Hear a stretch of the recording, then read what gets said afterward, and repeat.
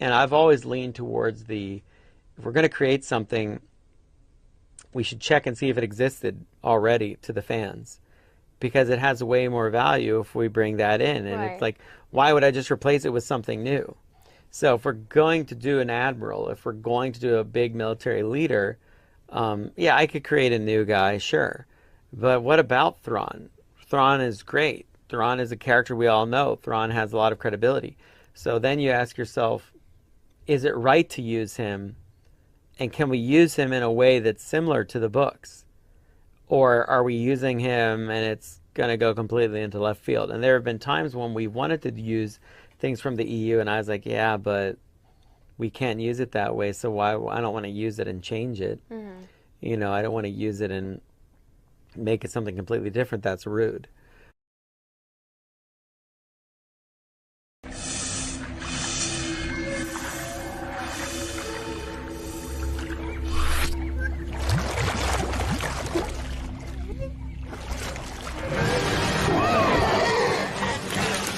Did you miss me?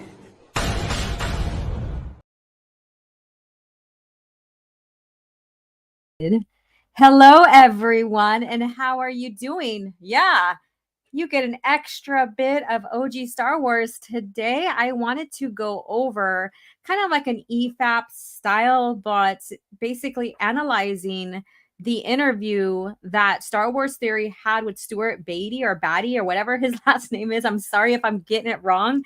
Um, because as I reviewed it on my way to work this morning and on my way home, because I didn't finish it, I finished it for the drive there and back.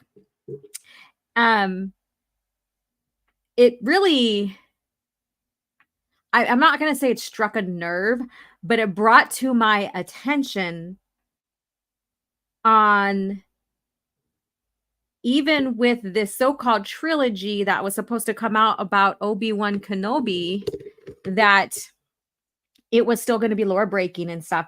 And how this interview is being made to be like, oh, well, this is what we could have had, and it would have been great, and dismissing the continuity errors and stuff like that. So this isn't a strike against Star Wars Theory based upon him interviewing whoever he wants. Myself, I wouldn't interview anyone from the Disney franchise of Star Wars or Lucasfilm. I'd rather interview those who worked with George and were his authors that were brought in and all of that.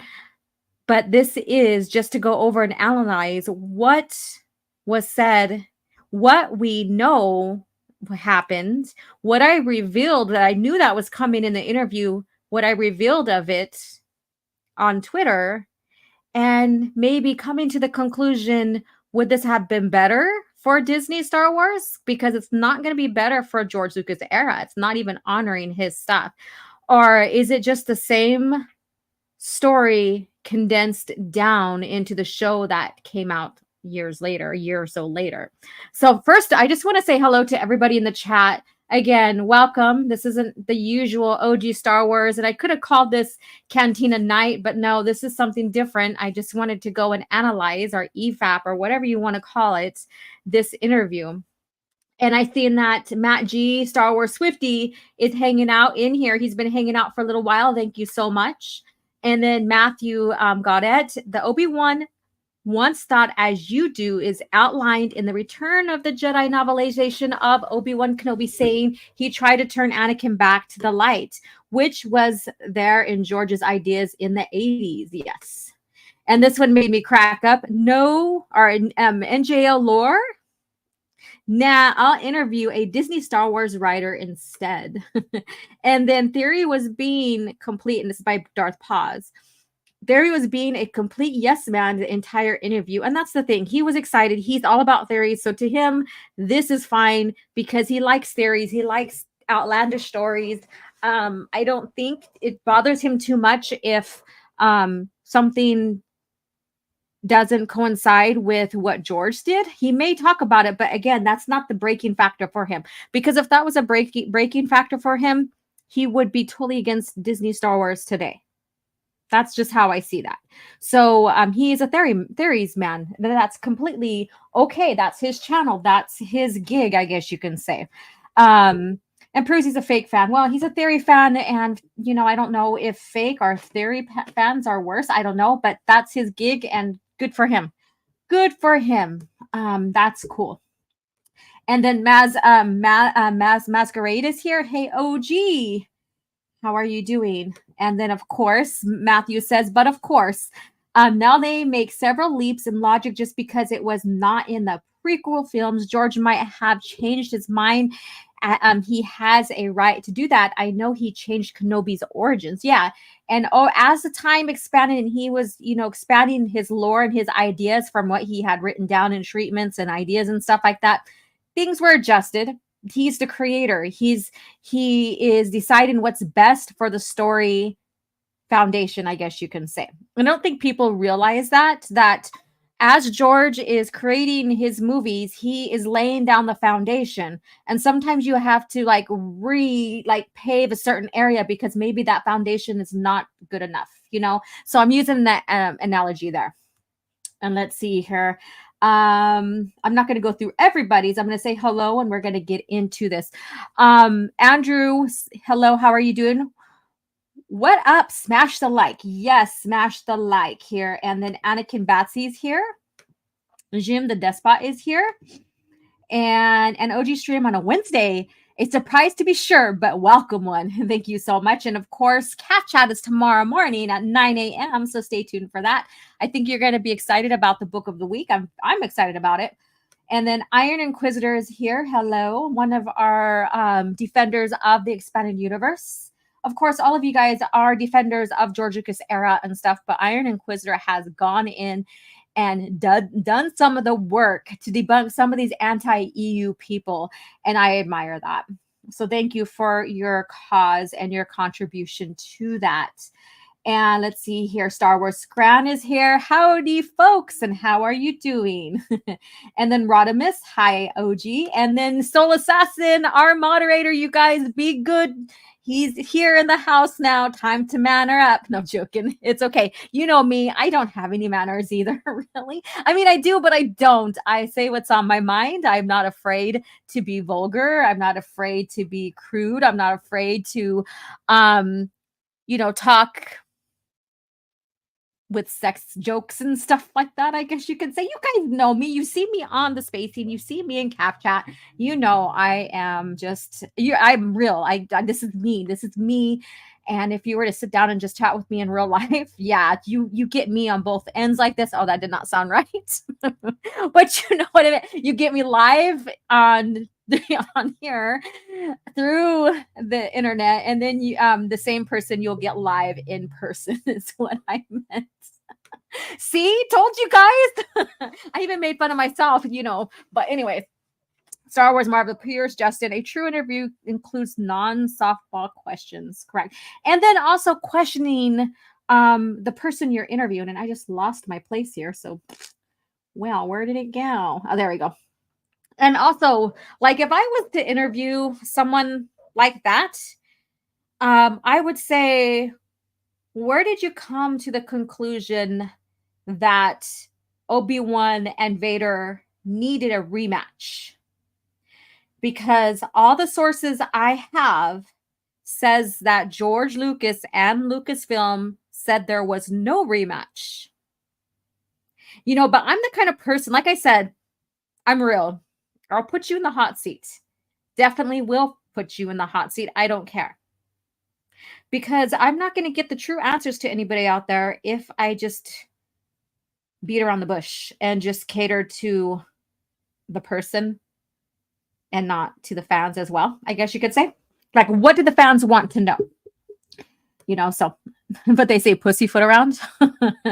And then let's see what's going on here. And people say that people who work for George Lucas are yes men, but a pity their misaligned souls. Yes. And then Neil is here. Honestly, I'm fine with theory.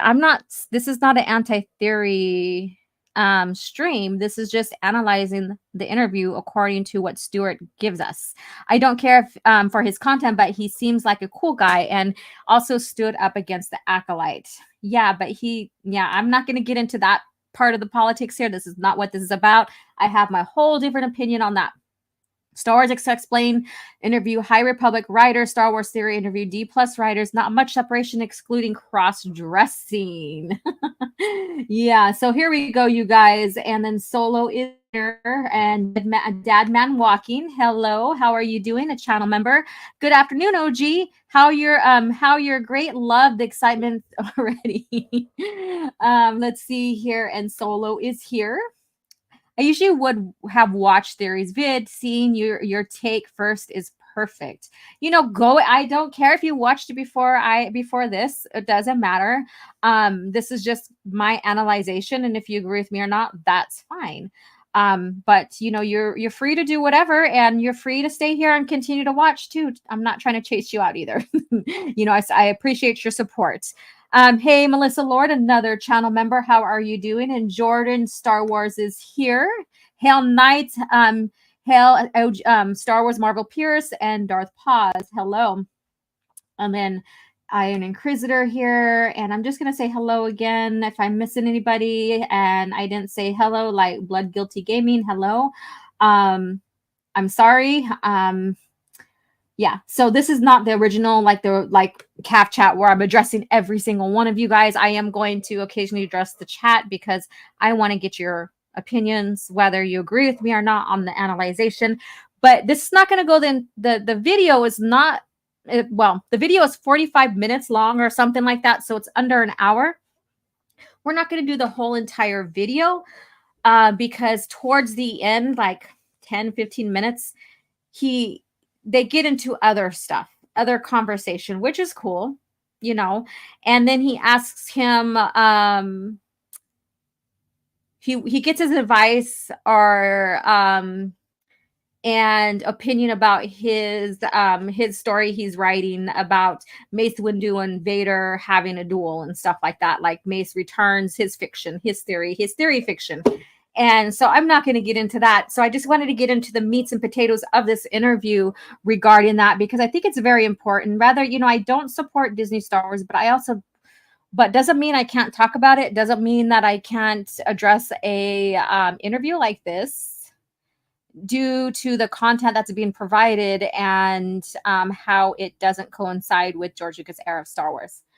So with that being said, let's get into this. I'm going to pull the video up here. And feel free to grab your drink, your popcorn or whatever. Like I said, it's like 45 minutes, just over 45 minutes. We're not going to do the whole thing. And again, if you're subscribed to Star Wars Theory, that's cool. I'm not going to tell you who you should and shouldn't subscribe to today or whatever. That's your total your decision.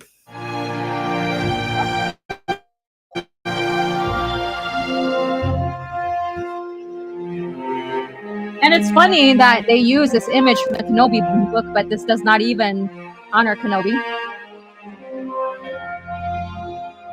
Yeah, I want to talk about, really whatever you want to talk about as well. If there's anything, new projects you have coming out that you want out there a little more. Mainly, I want to talk about Kenobi.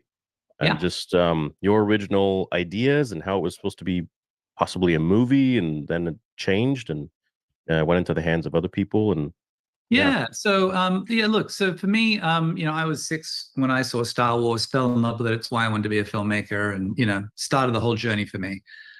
So it was very, very, very close to my heart. So I had started once I think they'd started the new trilogy, but I had, basically we had obviously Ewan doing that incredible performance in the prequel trilogy. Yeah. And so to me, it was when Disney took over, the obvious thing, when Lucasfilm went to Disney, the obvious. So I'm going to point out here that this, like his level of fandom, I guess you can say his level of being a Star Wars fan, Stuart's level, is basically very surface level. So basically the movies. So I had Scran ask if he read the Kenobi novel, and far as I know from listening to the interview, that wasn't even brought up. All he brings up is him seeing the movies and basing some things off of the movies. So then I ask myself, okay, so if that's his level of fandom, fine. There's people who are the surface level fans of only the movies, right? Maybe games. However, what did Lucasfilm tell him to do? And we didn't really get that either. Yeah, so and let's get into this again. Let me go ahead. This thing for me was, okay, well, they're probably going to do an Obi-Wan movie because that's the one everyone wants. So, Right. But I wasn't hearing anything about who was doing it and what was happening. So I just started coming up with my own ideas for it, and then went up to Lucasfilm and pitched them. And that's really what got the ball rolling, because they actually weren't planning on doing it.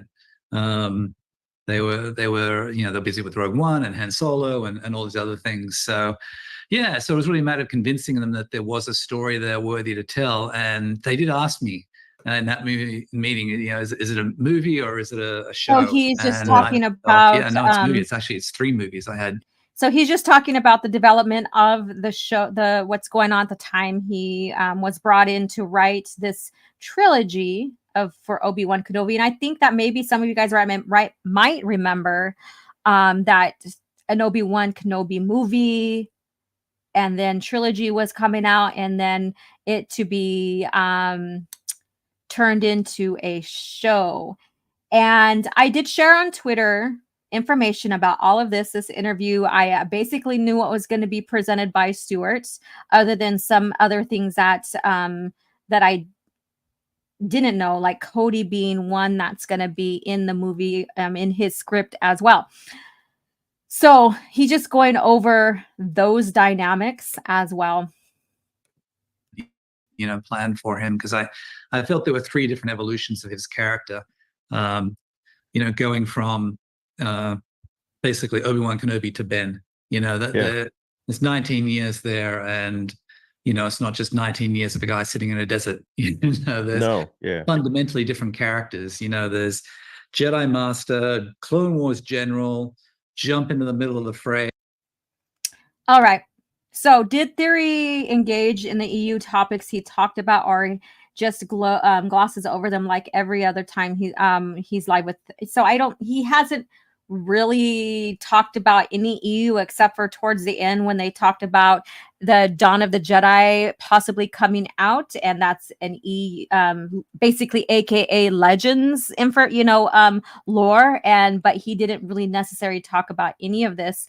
Now let's get back to this guy. He is talking about what he knows about Jedi Master Obi-Wan Kenobi and the Clone Wars and jumping into the middle of the fray, all of this. So he's given his understanding of like I said, his surface level understanding of Star Wars. And I'm guessing TCW2 basically is another one. And let me see what Soul Assassin is saying. It's weird. I hear Stuart and I think, Mad TV, look what I can do. Yes. So let's get into this again. Let's get on. Hey, say hello there, fighting, right? To, this really, reluctant shell of a person, waiting to be called to adventure. So that was always fascinating to me. I just felt that the evolution of Obi-Wan to Ben. So Obi-Wan to him was a reluctant shell of a person waiting to be called into action. Let me say that again. Obi-Wan is a reluctant shell of a person ready to be called to action. Now, what do you guys think of this? And how many of you guys in the chat has read like the Kenobi novel, has read at least the first 2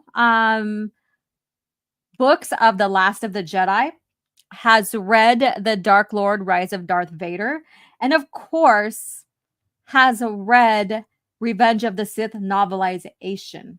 Now, in that, did any of you guys feel or think that Obi-Wan, while in exile, was a shell of a person waiting for the call of action, basically? And I think I paraphrased that, or I paraphrased that. Yeah, Soul Assassin Obi-Wan was training and preparing for Luke. Correct. He has no clue who Obi-Wan Kenobi is. And just with that basic line, and he says, this is fascinating to me that I felt that the evolution of Obi-Wan, that was basically his evolution. So we're going to get more into this. And I think some of this might kind of upset you guys. There was parts of that. And mind you, Soul Assassin was like, I could see that you are just getting aggravated with this, because I was sharing my thoughts as I was listening at the studio. Of course, not while I was driving, but at the studio, I was sharing my thoughts when I was listening into this before I taught. And oh my God, it's like, I'm like, I got to do an EFAP or analyze this video. So let's get going. Let's continue. Was something that was really worth exploring. And that was really the basis of my pitch. But the thing that really hooked them, I think, in that meeting was when I said, and he has to have met Darth Vader in this time. And they're like, okay, so here we go. So this kind of sums up this whole thing. He has to meet Darth Vader. So he's a shell of a man waiting for the call of action. And wait till you get what he says about Luke and how he's impressing himself upon Luke. If you haven't been following my tweets today, you are going to be like, oh, hell no. Just like he says, you know, so, oh, hell no. And yeah, so the pitch that brought him in was that he had to meet Darth Vader. And I do have information. I do have stuff I'm going to share that's proof why, like Last of the Jedi, and even like Obi-Wan Kenobi novel, or the Kenobi novel, and The Rise of Darth Vader, blah, blah, blah. I need to slow my brain down. Why Lucasfilm said no. So I'll share some more information as we get further into this. So, and then that I disagree. He shouldn't face Darth Vader until episode 4. Correct. And Soul Assassin says, no, he doesn't. What's so hard to understand that Kenobi and Vader meeting before the New Hope ruins the entire story? Right. Exactly. Let's continue on. Like, no, it's impossible. It's possible. I said, no, it's actually a fact. Yeah. And I can prove it. And they're like, how? Yeah. And so I said, well, you look at Return of the Jedi. And you look at the scene where Luke gives himself up to Vader. And he says, I still believe there's good in you, Father. And I said, and Vader replies, Obi-Wan once thought the same as you. Yeah. And I was like, when did that happen? Because it certainly didn't happen in Revenge of the Sith. Yeah. And it certainly That's exactly where it fucking happened, is in Revenge of the Sith. When Obi-Wan was confronting Anakin, who is now Darth Vader, like he's without the suit, but he's already pledged himself as Darth Vader, as a Sith apprentice. And when he's confronting him on Mustafar, he was hoping to bring him back. And then when one of his revelations was when he realized, then you are lost, basically, when he said, you are lost. So that did happen in Revenge of the Sith, and it's in the novelization. The novelization expands on the content further, which is a brilliant novel. If you have not read it, I highly recommend that. I highly recommend that. So now he's saying, okay, so well, it never happened in Revenge of the Sith, so it has to happen anytime in between. And I can prove it to you. So let's truck on. it didn't happen in A New Hope, so it must have happened in between. And they were like, "Oh my God, you're right." You know? And so that's what really started the whole ball. That was the opener. See, when I watched that as a kid, I was always like, "Oh well, you know, he probably just in Revenge of the Sith, he probably thought that he could turn him, but he didn't." But we never really actually saw them. You're right, and that's always a kind of a qualm I had with Revenge. Do we have to actually see like the whole entire thing spoon-fed?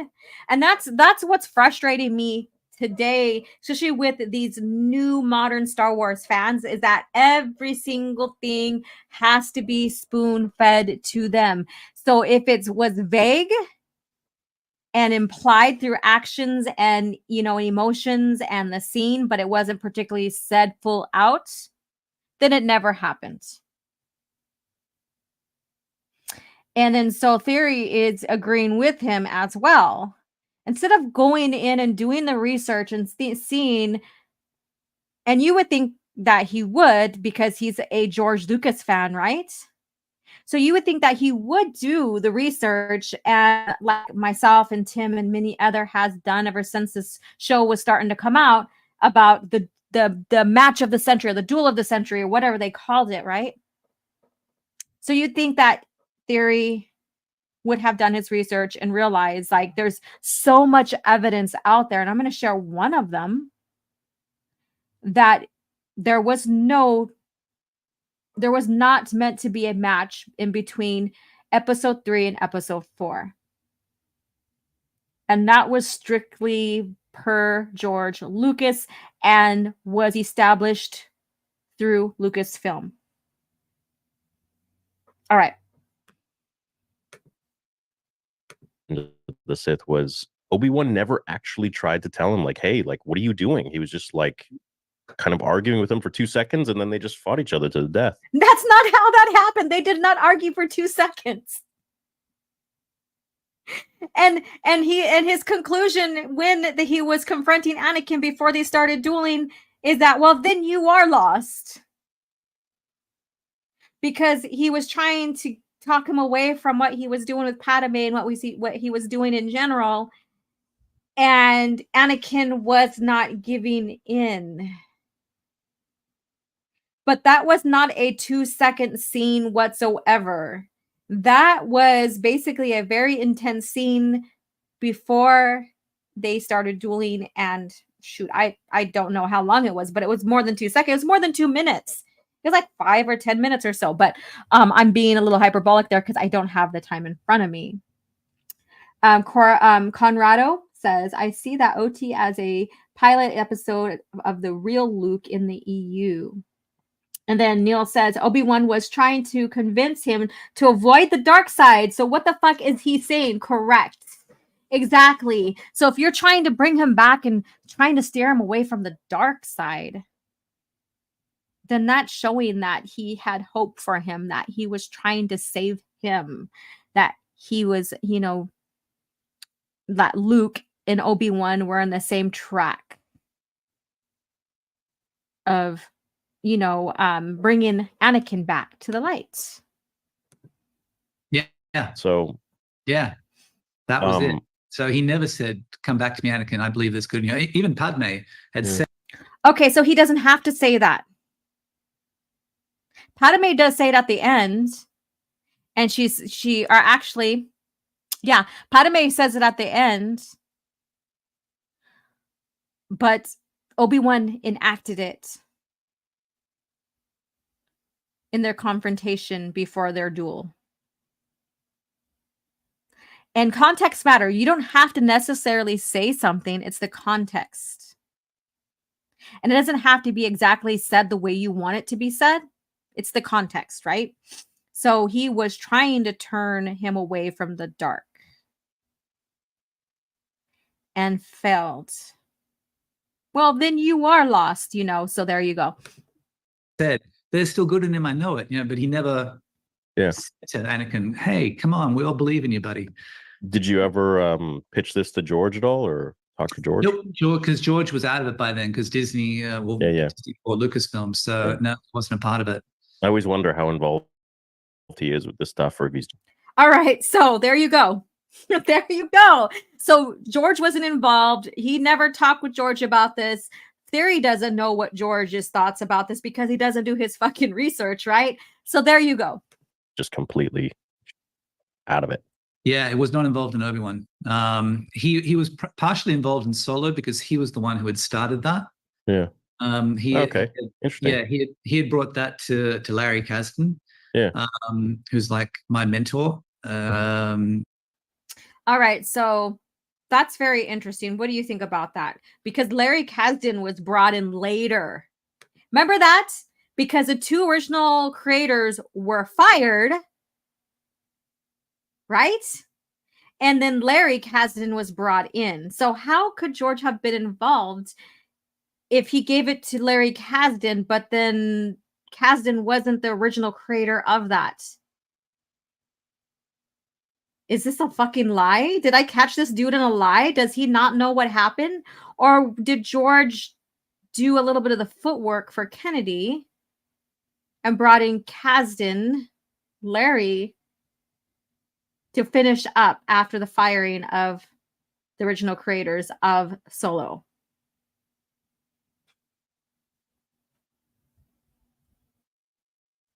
So there you go. So I'm dumbfounded with this because we know that there was a firing. And what were the guys' names? I'm like totally forgot their names, who were the original creators, the original developers of the Solo show. But I do, of course, know Larry Kasdan, and he was not the original one. It was not George's original show because Larry Kasdan was brought in later on. Interesting, isn't that? Holy fucking shit. All right, let's move on. Let's keep going. Actually, his wife's known my wife forever. And so I've always, come to him for advice and everything. So that's so cool, man. I know. Yeah. The greatest. Yeah. Yeah. And then he came to me for advice one day about, he had his first ever writing assignment, after he's been in the business for 30 years. And he's like, so how does this work? And I was like, you bastard, you've had this whole career without doing a writing assignment. What the, anyway, he's a lovely man, an incredible writer. So George had gone to Larry and said, hey, let's do a movie, pick anything. And Larry had picked Han Solo. And so that's why. Again, Larry was not in charge of that show. He was brought in later. Yeah, the directors were Lord and Miller, not the writers.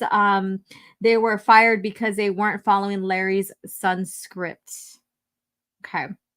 And then I swear I get it. I get it that not everyone knows everything about the EU, but this is movie stuff.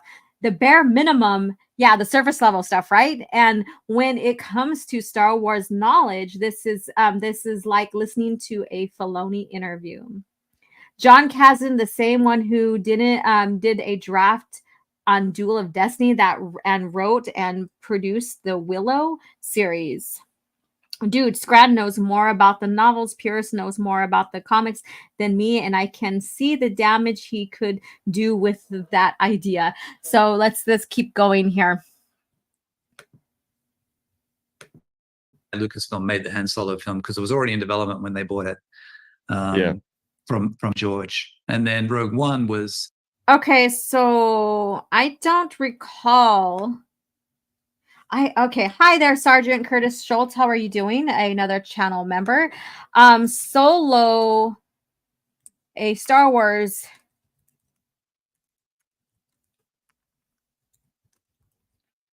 story. I don't recall that being something that was in production when the buyout was coming. I remember it was the trilogy, the sequel trilogy, because George already had treatments sold to Disney. So I think this guy is rather confused because Solo Star Wars story came out 2018. That is like 6 years after the buyout. So to me, this is not computing, not making sense whatsoever. And if there was going to be a Solo show that George already had in the makings before the buyout, that would have been something that was announced. So this is not making sense to me whatsoever. I think that this guy is confused, maybe. I don't know. And then Soul Assassin's probably an early development, but that's the thing is that would have still been announced. That would have been announced. So that's where I'm very confused about. John Dykstra had a great idea for this he called it a little heist movie at the time. Yeah, yeah. And that became Rogue One. No, But I liked Rogue One.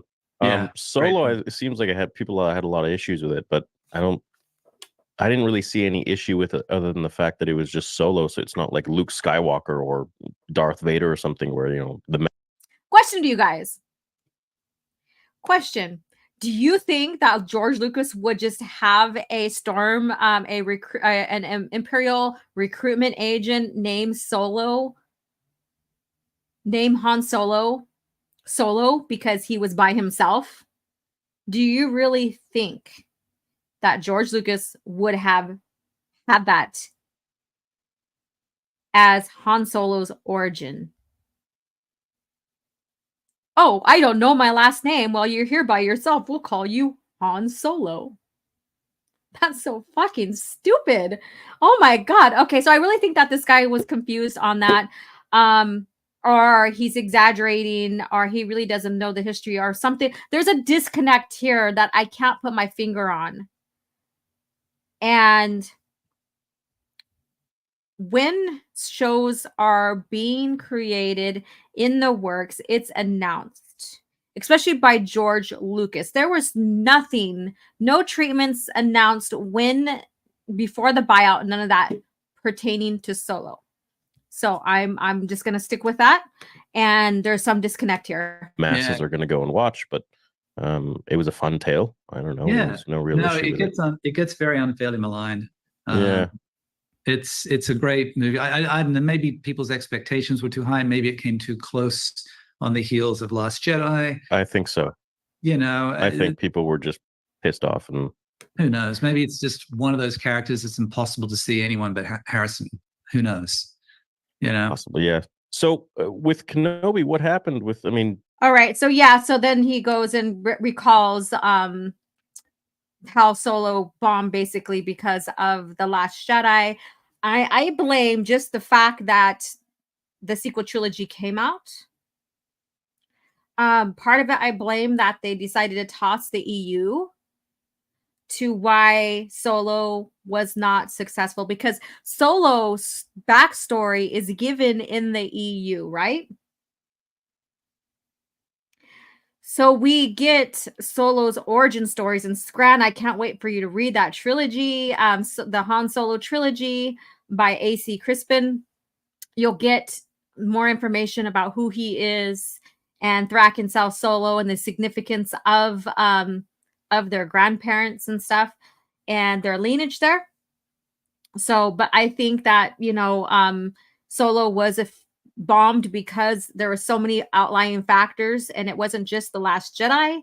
For the surface level fans that are following because of the movies, yes. For the fans that followed Solo's origin story to the EU, yes. So I say there's all of that. There's all of that to consider. All of that to consider. I remember back in maybe even 6-something years ago or whatever, there was that interview with Ewan and Collider, and he was talking about how Obi-Wan was going to be maybe a trilogy and a movie, and your idea, and then eventually there was silence for years, and then turned into this show, which I didn't really resonate with. I mean, there were some cool moments that, of course, when you have Ewan and Hayden on screen, or Obi-Wan and Darth Vader, I mean, how can there not be, right? Right. You get those even with fan films. Yeah, so just stick, Ewan and Hayden, who I thought, like, Hayden Christensen was hated, and the fans tore into him and didn't like him and bullied and harassed him. But then again, if you bring in Hayden, everybody gets excited. So what is it? What's going on? There's a disconnect there, with these so-called modern Star Wars fans under Disney Star Wars saying that we hated Hayden and then also Ewan. But then again, when they're brought together, they're celebrated. So I don't know. All I could say is that they were both loved from the start. And, like even Tim, open airlock policy basically, has, been there at convention. I think one of the conventions when the prequel started coming out, and had witnessed how much the fans loved these guys. So again, I'm just bringing this up because, again, another disconnect. Either they're celebrated or not. You know, either they're hated or not, you know. So, but let's push on. But I looked at your treatment that was leaked online or whatever happened with that. Yeah, real? How Cody was supposed to come in there and Oh yeah. Yeah. All right, so there we go. Here comes the Cody part. Here comes the Cody parts. And before we move on, I think they're going to mention the duel again, but I'll bring it up later. But here comes the Cody part. So Cody was written into the script, which, and again, I will say this, that everything that he reveals here on how his trilogy was canceled, how the scripts were used for the Obi-Wan Kenobi show, because the scripts were used. I mentioned all this on Twitter, and Reva is his character. He is the one responsible for writing Reva. But Cody did not make it in. That was their decision. The script was modified, I guess you could say. Stuff was taken out because it was written for a trilogy, not a series. And Obi-Wan Kenobi series was not that long. And so there's things that they didn't use, obviously. So even though he was not involved in the show, his scripts were. His scripts were. So let's push on. Yeah. Yeah. So look, my pitch to them was, it all came from character, right? So what's Obi-Wan feeling at the end of Revenge of the Sith? Here we go. What's the primary feeling? And I think I felt the feeling is guilt. Guilt. I've just killed my brother. Okay, so his feeling that Obi-Wan is going through his guilt. And yeah, we do see that in Kenobi, the Kenobi novel. We do see that in towards the end of Revenge of the Sith, especially the novelization. There's still a little bit of, but there's a lot of resolve and hope in him, right? We see that. And then the Last of the Jedi, we still see a little bit of guilt, but there's a lot of resolve and hope in him to carry on. Guilt. I'm responsible for unleashing this hell on the galaxy. It's my fault. So then he's thinking that Obi-Wan thinks he's responsible for releasing this hell. So basically the Empire, which does not fit his character. He does have guilt. He does have guilt for thinking that, or for him not seeing Anakin's turn. But why would he feel responsible for unleashing this quote unquote hell on the galaxy? Fault. I trained the guy, So yeah, so then he's saying it's his fault because he trained the guy.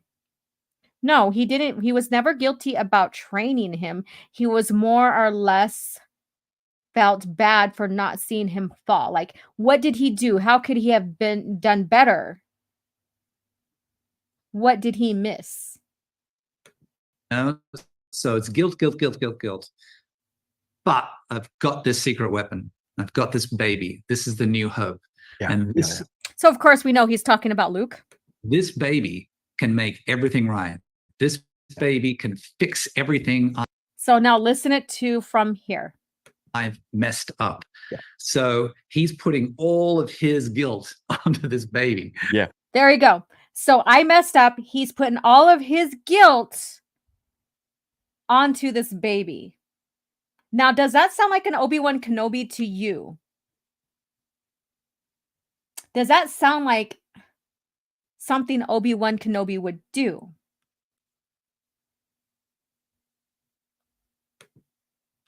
It doesn't to me. Yes, he was hurt. He lost all his brothers and his sisters from the Order. The Jedi have fallen. His life as he knows it is gone. He feels guilty for not seeing the changes in Anakin, are unable to turn him back to the light before their duel. But now he's saying, oh, he's putting all his guilt onto this baby. Is this the cringe factor special? I guess you could say it is. All right, let's move on. the recipe for disaster, right? But that's his plan. That's his. I'm not saying he was thinking clearly. He clearly wasn't. Right. Who would be? Yeah. Well, yeah, he wasn't. Okay, so I will walk what I said, but what I was gonna say back. Yeah, at the time, at the moment of like everything that's right before his exile, he wasn't thinking clearly. And Yoda put him in his place many times. And so when we seen him and even read about him in the novel and the movie Revenge of the Sith, again, he has resolve. Yeah, does he have a little bit of pain and sorrow? Hell yeah, he does. But you can also think clearly because he's a trained Jedi. So he's trained to move and handle his emotions. But he's also human.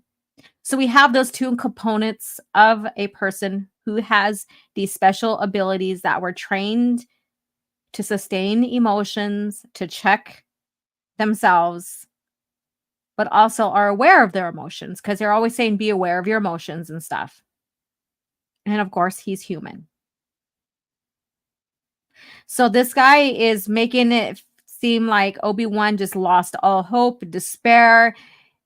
He's not staying focused on his mission. He doesn't even talk about his mission that was set forth upon him in Revenge of the Sith and his responsibilities. He's just going with this guy who he thinks should have lost all hope, and he has no cause, he has no direction, any of that. And I want to see what you guys are saying in the chat. Let me go ahead and put this up here. And then Masquerade says, I bet Ewan would be terribly disappointed after this. And then Diddley Squat, at your place, your butt, you must but you from now. And then I think I read that totally wrong. They are so determined to turn Obi-Wan into a Jake Skywalker.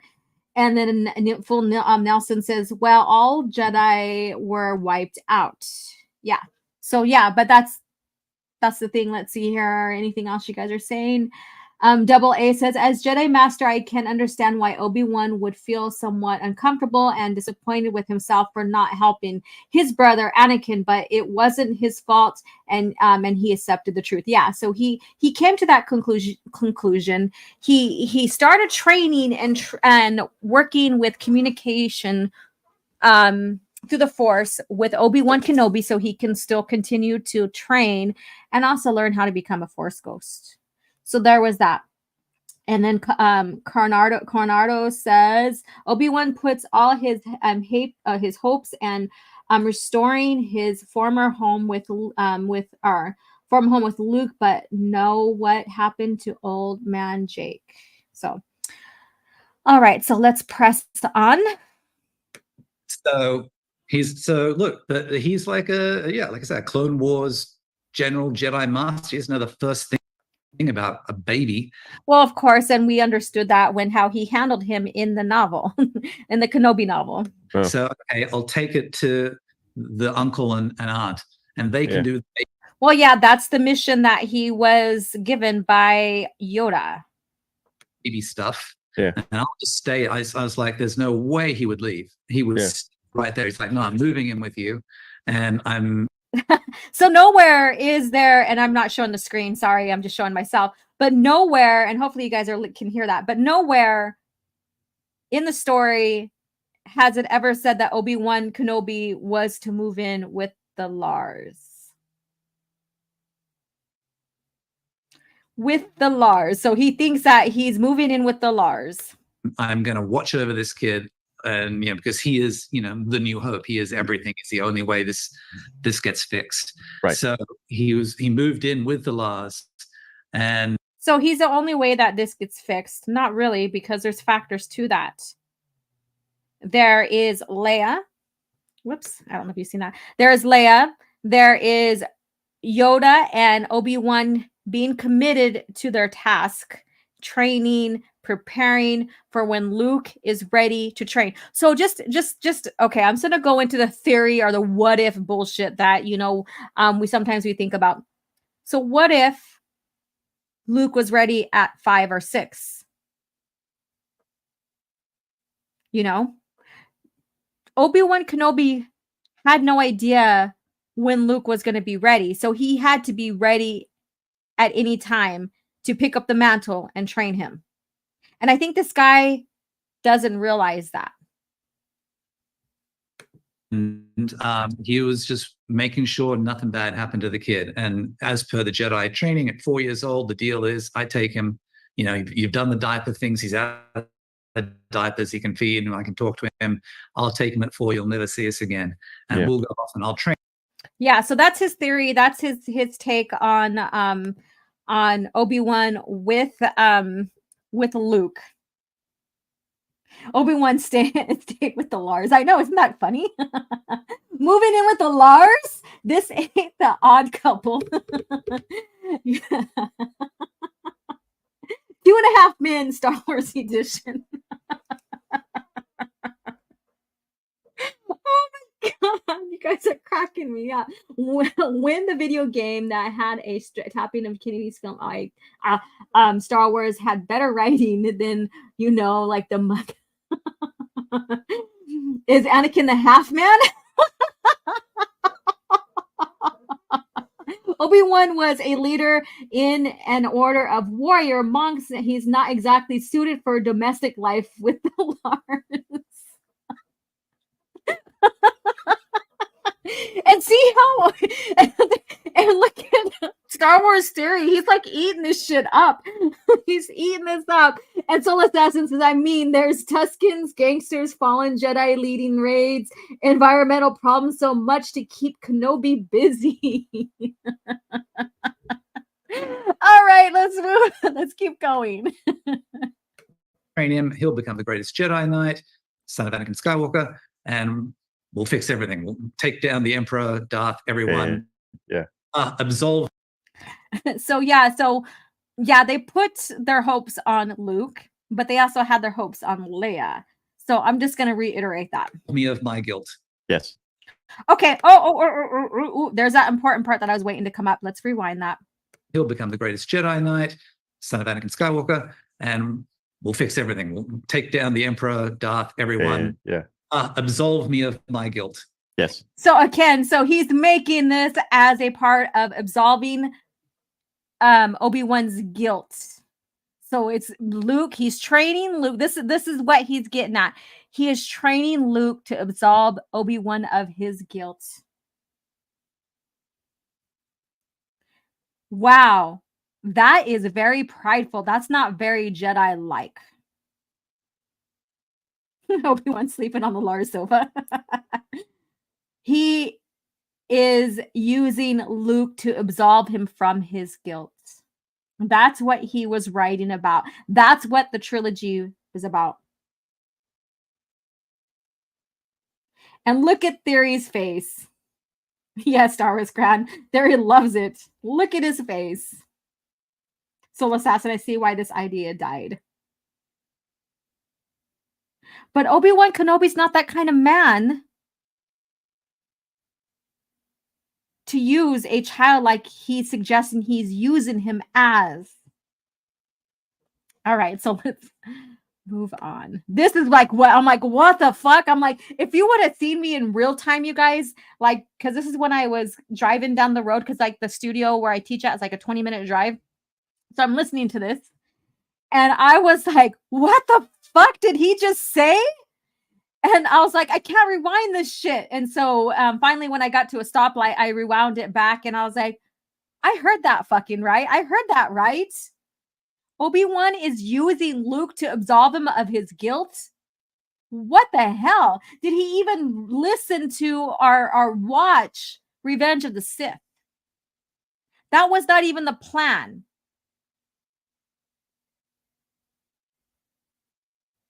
He's making Obi-Wan sound so fucking sinister. Let's move on.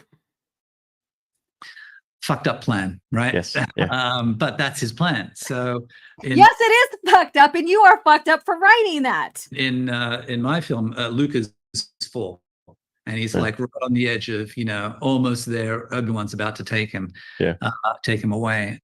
Oh, so in his theory, in his land or whatever, in his story, in his writing, Obi-Wan was going to take him like after he was 4 or 5 or something like that. So why didn't it happen? We'll find out. Maybe. And the problem, the main problem for Obi-Wan at the beginning is he's lost his connection to the Force. Okay, here we go. So this is one thing. So a lot of this fell into the series, the show that he's talking about in some way, shape, or form. But the connection to the Force being lost is in the show. We know that. You know, we've seen it. Some of you guys watched the show all the way through. I've seen people talk about it. I've talked about it myself once I investigated it. So he lost connection to the Force. Now, how did he lose connection? Does this guy understand the Force and Star Wars? And this is where you kind of get to George's conclusion for the at the Canes Awards when he says that they don't know anything about the Force. So let's move on. And he doesn't know why. So when we first met him, he's just trying to, pick up his lightsaber from across the room, and it won't work. Yeah. So I thought that was a really interesting way to just, take away Superman's powers, right? He's a Jedi. What is a Jedi? Okay, so Superman, he keeps referring back to Superman as a comparison for Obi-Wan Kenobi. And I didn't have time to find it, but it is in, I believe, Star Wars Archives episode 1 through 3, I believe. But I read it, but George was talking about how the Jedi are not superheroes. That he wanted to make a distinction, even though they have this ability, these powers, they're not necessarily superheroes. So he was trying to steer people's thoughts away from them as superheroes. And but he keeps on coming back and talking about and comparing Obi-Wan to Superman. So let's move on. Jedi without their connection to the Force. Right. And so a big part of the journey for him in my film, in that first film, was finding his connection back to the Force, figuring out why he's lost it and what he has to do to get it back. Mm-hmm. And the answer to that was, you have to let go. You have to surrender to the will. So basically, he wasn't surrendering to the will of the Force. He wasn't letting go.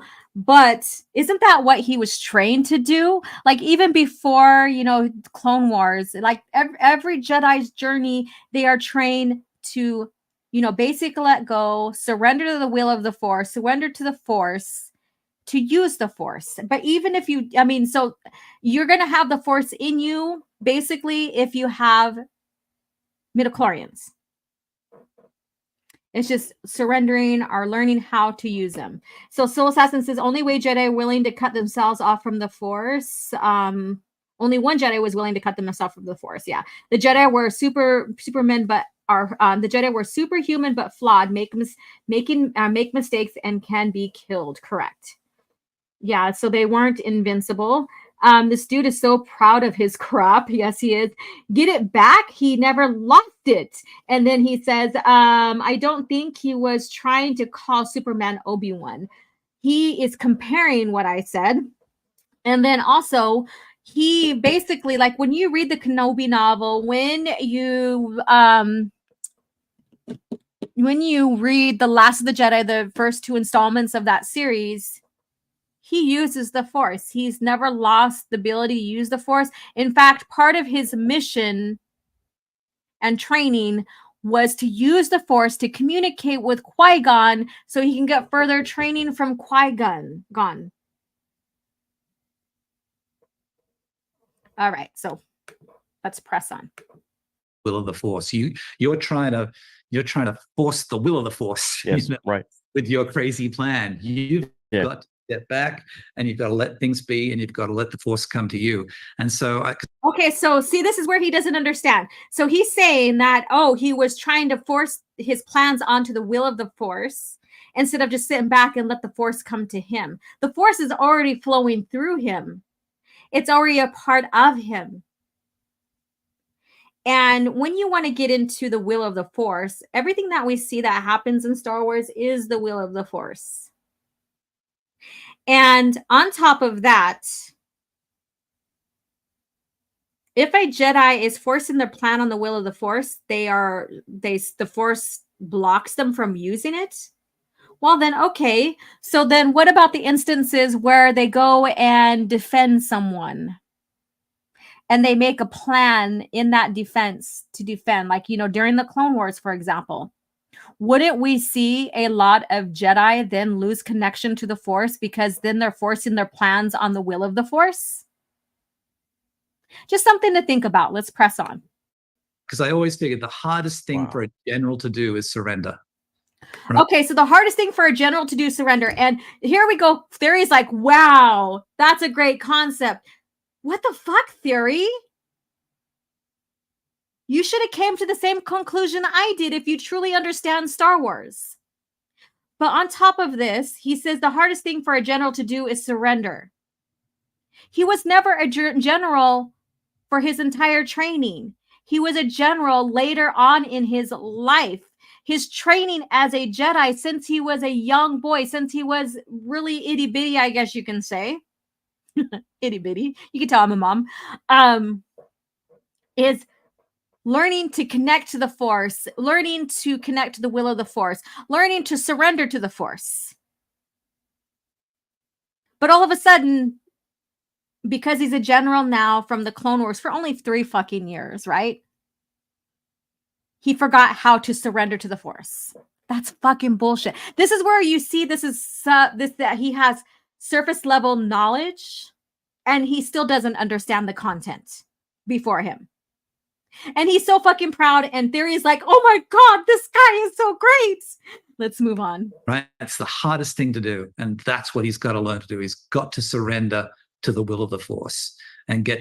What is Qui-Gon's biggest thing about the Force? Like what he tells the council, what he talks about, the will of the Force, right?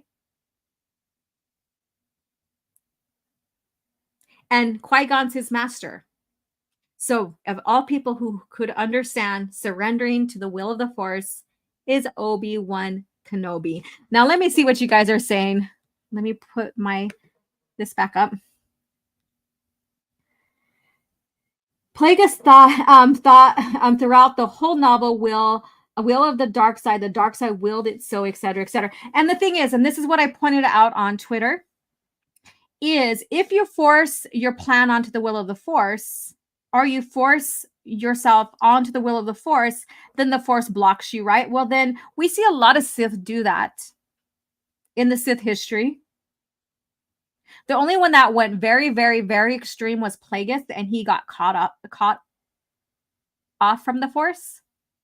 But my point is, if this is the case, and you're forcing yourself on the will of the Force with your plans and stuff like this, then the Force cuts you off. Wouldn't there then not be any Jedi, or not Jedi, wouldn't there not be any Sith? Think about it. Because the Sith see the Force as something they need to control, where the Jedi see it as something that they work together with. So in this guy's theory, there should be no Sith existence whatsoever because of his theory about how the Force works. Let's see here. Solo, thank you so much for the €249. Disney went so wrong, it's not funny anymore. Well, correct. You are right. Yes, the Force always evens itself out. So there we go. So let's go ahead and listen on them. I'll put them back on the screen in a little bit. Get to that place where you can leave at the end and go, Luke, you be a kid. I'm going to leave. I'll keep an eye on you, but I'm going to let you be a kid. And so that, because it just made no sense to me that he would do that on his own. It had to be this massive story there that got him to that place. So that was his whole journey. And you can see in the show, they get to that place, but I don't feel like they really earned it, because it wasn't really about him in the end. My story was all about his discovery of what he's doing is wrong. And okay, so his story is about Obi-Wan, forcing himself upon Luke, is basically the gist of this, forcing his aspirations, who he is, so that he can be absolved of all his guilt onto Luke. And then also losing Force connection and also going off planet. And we'll get more he will get more into this. So there's a lot going on here. And realizing it's wrong, and then learning I've got to do something else, and that was done to him. He ended up, well, it'll get complex, but the idea was get complex, man. I could take it. Get complex. So here he is.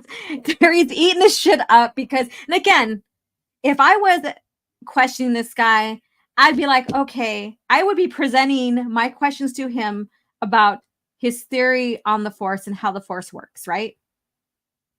His understanding of the Force. Because I'm already questioning that. You guys are hearing me. I'm questioning it already. What kind of guilt does Obi-Wan have, and why is he impressing it upon Luke? That's not that's not in Obi-Wan's character. Where did you come to this conclusion? So I'll be posing a lot of these questions on him, making him think about his script even more. Well, when he just to quickly fill in the gaps, what changes everything, the inciting incident of the movie, was the Empire arriving on Tatooine. Yeah. All right, so the Empire arriving on Tatooine. We know from the novelizations to the lore and even cutscenes that was in the novelization that the Empire would not step foot on Tatooine. That's a place that they never really favored. They also have an understanding with the Hutts, so they left them alone. So why would they? And then, yes, they did have a small garrison, a very small garrison, I guess you can say. And we know about that because Dark Lord Rise of Darth Vader, towards the prologue of the prologue or the epilogue. Well, anyways, the end of the book is we get Obi-Wan getting excited, about, and not in a good way, but he, about finding out that Anakin survived, or Vader survived. Right? And he reaches out, and Qui-Gon reaches out to him and says, you don't have to worry, blah, blah, blah, blah. So we get that. But then going back to the Kenobi novel, when he's in Mos Eisley with, was it Mos Eisley? Yeah, with Annalene, he sees the stormtroopers down there, which the armor still looks, if you could see the difference from the clone armors versus the stormtroopers. They're still progressing to how we know them in A New Hope. So he still recognizes who they are. He kind of sits back, right? And he puts his hood over his head and he sinks down into himself. But it's a small garrison, and Emmeline's like, oh, well, I don't know who the new power is, and they're probably coming over here to see what's theirs. And so the stormtroopers are going into the the Old Republic, offices, I guess, or the headquarters there, I guess you can say, and probably assessing and taking and stuff. But it's just a small group of them. There was never an imperial takeover of Tatooine in Tatooine's history. Not under George Lucas era. Empire has been spreading. Yep. And it's only 4 years into the Empire, right? Yeah. So it's finally reached Tatooine. Yeah. And it's like, okay, Empire's here, Luke's full, we gotta go. Yeah. And so Cody, so now we're getting to the Cody part. Let me see what you guys are saying, and I'll go ahead and put this back on the screen here. Now we're getting into the Cody part. Give me a room with the 20 biggest Star Wars lore nerds, and we will make the next 3 movies. Yes, yippee-ki-yay. How are you doing? They ruined the whole scene at the end of the book where Obi-Wan discovers that Anakin had survived their duel. Instead, Detective Reva somehow discovers that the secret, that secret, and told Obi-Wan Kenobi that. And I will reiterate with what AA says is that they used Stuart's script. So he's not given us exactly what they used and how Reva was written. However, Reva is his character. He did want, or it is in his script, that there was a duel. Soul Assassin says Cody is now on Cody is on Camino, training new recruits for the Stormtrooper Corps. He hates it. Yeah, exactly. But wait till you get what he says here. Wait till you get what he says here. I left the story of how they reconnected to someone else to do, in a comic or something like that. So the idea was Cody's taking the chip out, and Cody is now, oh my God, guilt as well, right? I'm so sorry for trying to kill you. I am here, ride or die for you. I'll do anything. How in the hell did Cody find Obi-Wan Kenobi? To confess, I'm so sorry, I'm here for you, I'll ride and die for you. How in the hell did he find Obi-Wan Kenobi? So Cody is like his eyes and ears on the ground in Mos Eisley, and so Cody contacts him and says, hey, the Empire's here, we got to get out. Yeah, again, so how in the fuck did he find Obi-Wan Kenobi to protect his mission? To help guard against the Empire, to be his scout, I guess you could say. And then also saying, oh, the Empire's here, we need to get out. What the fuck? And then, of course, they've got a plan to get out.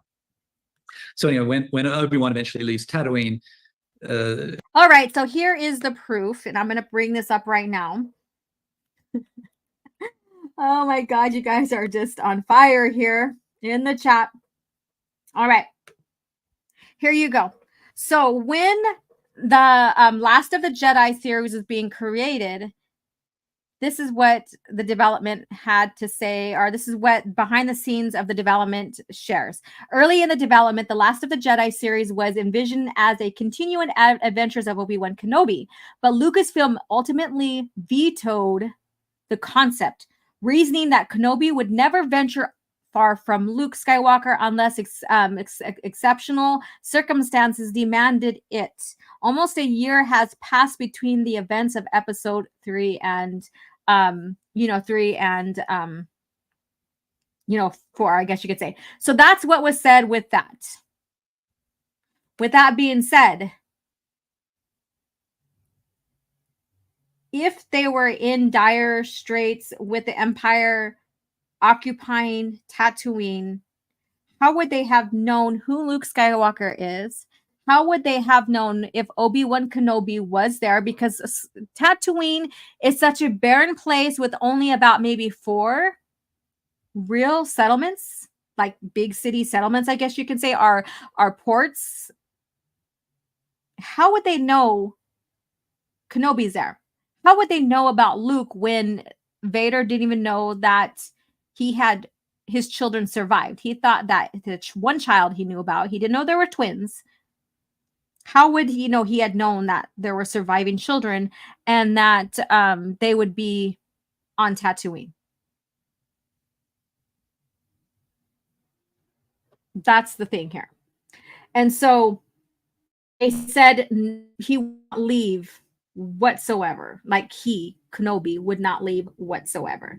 However, he did for this mission, and in the Last of the Jedi, and I'll give you a little history on this if you have not read it. In the Last of the Jedi, Obi-Wan Kenobi had a vision about a certain Jedi that needed to be rescued, which was basically his love of his life. If you haven't seen that video about Siri Tachi and Obi-Wan Kenobi, go check it out later. Her Padawan, who left the order and went on his own, was in trouble. Well, the Force gives you vague visions, basically, and they sometimes are not exactly what you expect them to be. We know that because Luke experienced that in Empire Strikes Back, right? So he's like torn what he should do. Should he go help that once Padawan Ferris Olin, right? Ferris Olin. Should he go help him or not? And so he's conflicted with this because he understands that there's more to it, that his gut instinct tells him there's more to it, right? And So as he's doing this and he's walking down and he goes into the alley, basically, Qui-Gon's like, you need to take care of this. You need to go help assist Ferris Olin because there's more to what's going on. And you need, and with this, basically, to make the whole long story short, he needed to go because there was evidence still that needed to be destroyed on the birth of the twins on Polis Massa. So that was something that Obi-Wan, why he needed to leave Tatooine. However, this happened like right shortly, like not even a year, within a year, not even under a year from him, or maybe it was over a year, like not even a year within his exile. So he had to go take care of this. And Qui-Gon's like, Luke Skywalker will be okay. I will watch over him.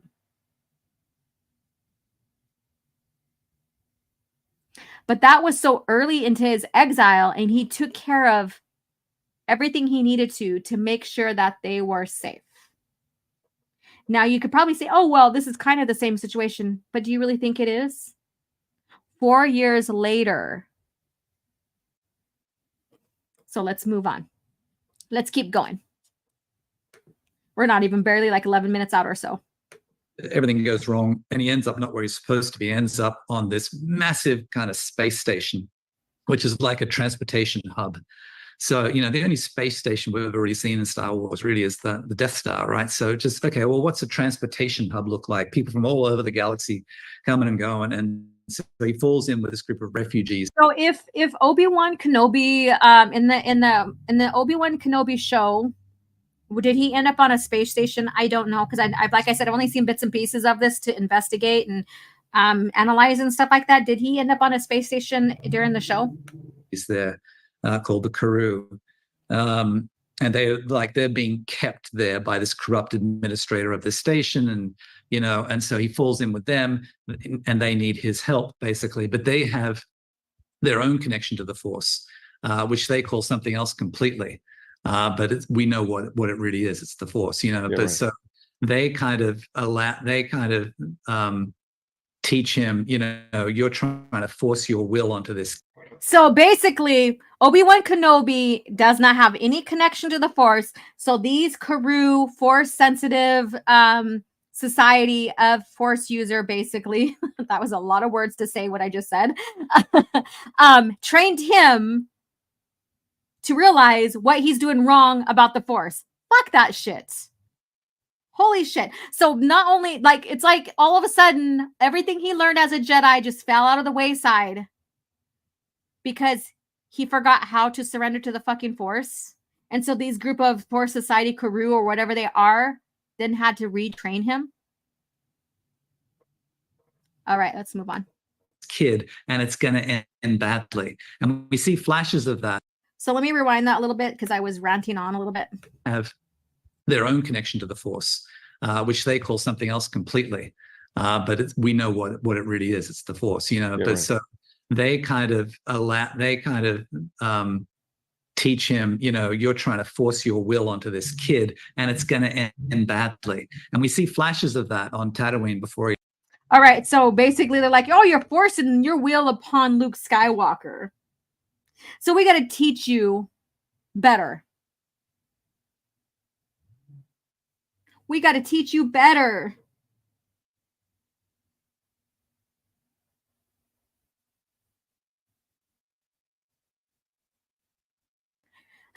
Only the Sith would force their will upon will on others. Correct. Straight white male bad. Why didn't Disney run with this?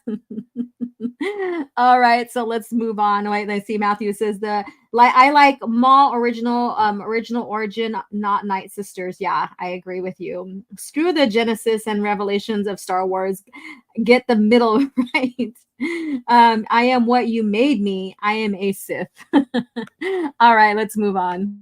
Leaves, we see flashes of darkness in Luke when Obi-Wan's trying to get him to kind of, you know, come on, Luke, use the Force, you know. You saw little flashes of darkness. No, really? How? Like what? Oh yeah. Like how are you going to portray that? Well, there was a ball, a very simple thing, right? 4-year-old playing a ball, rolling a ball back and forth, right? Yeah. And then Obi-Wan held him and we would say, take it, and Luke would come up start walking. He's like, no, stay there. Take the ball. And Luke, if you're reaching, take the ball, take the ball, Luke. And, and then the ball just flies out, all of a sudden goes haywire all over the place. And it's like, whoa, what the hell was that? But like this. So all of a sudden, Obi-Wan forgets how to train someone to use the Force. It's like Obi-Wan didn't have a Padawan before or experienced any Jedi training in his life.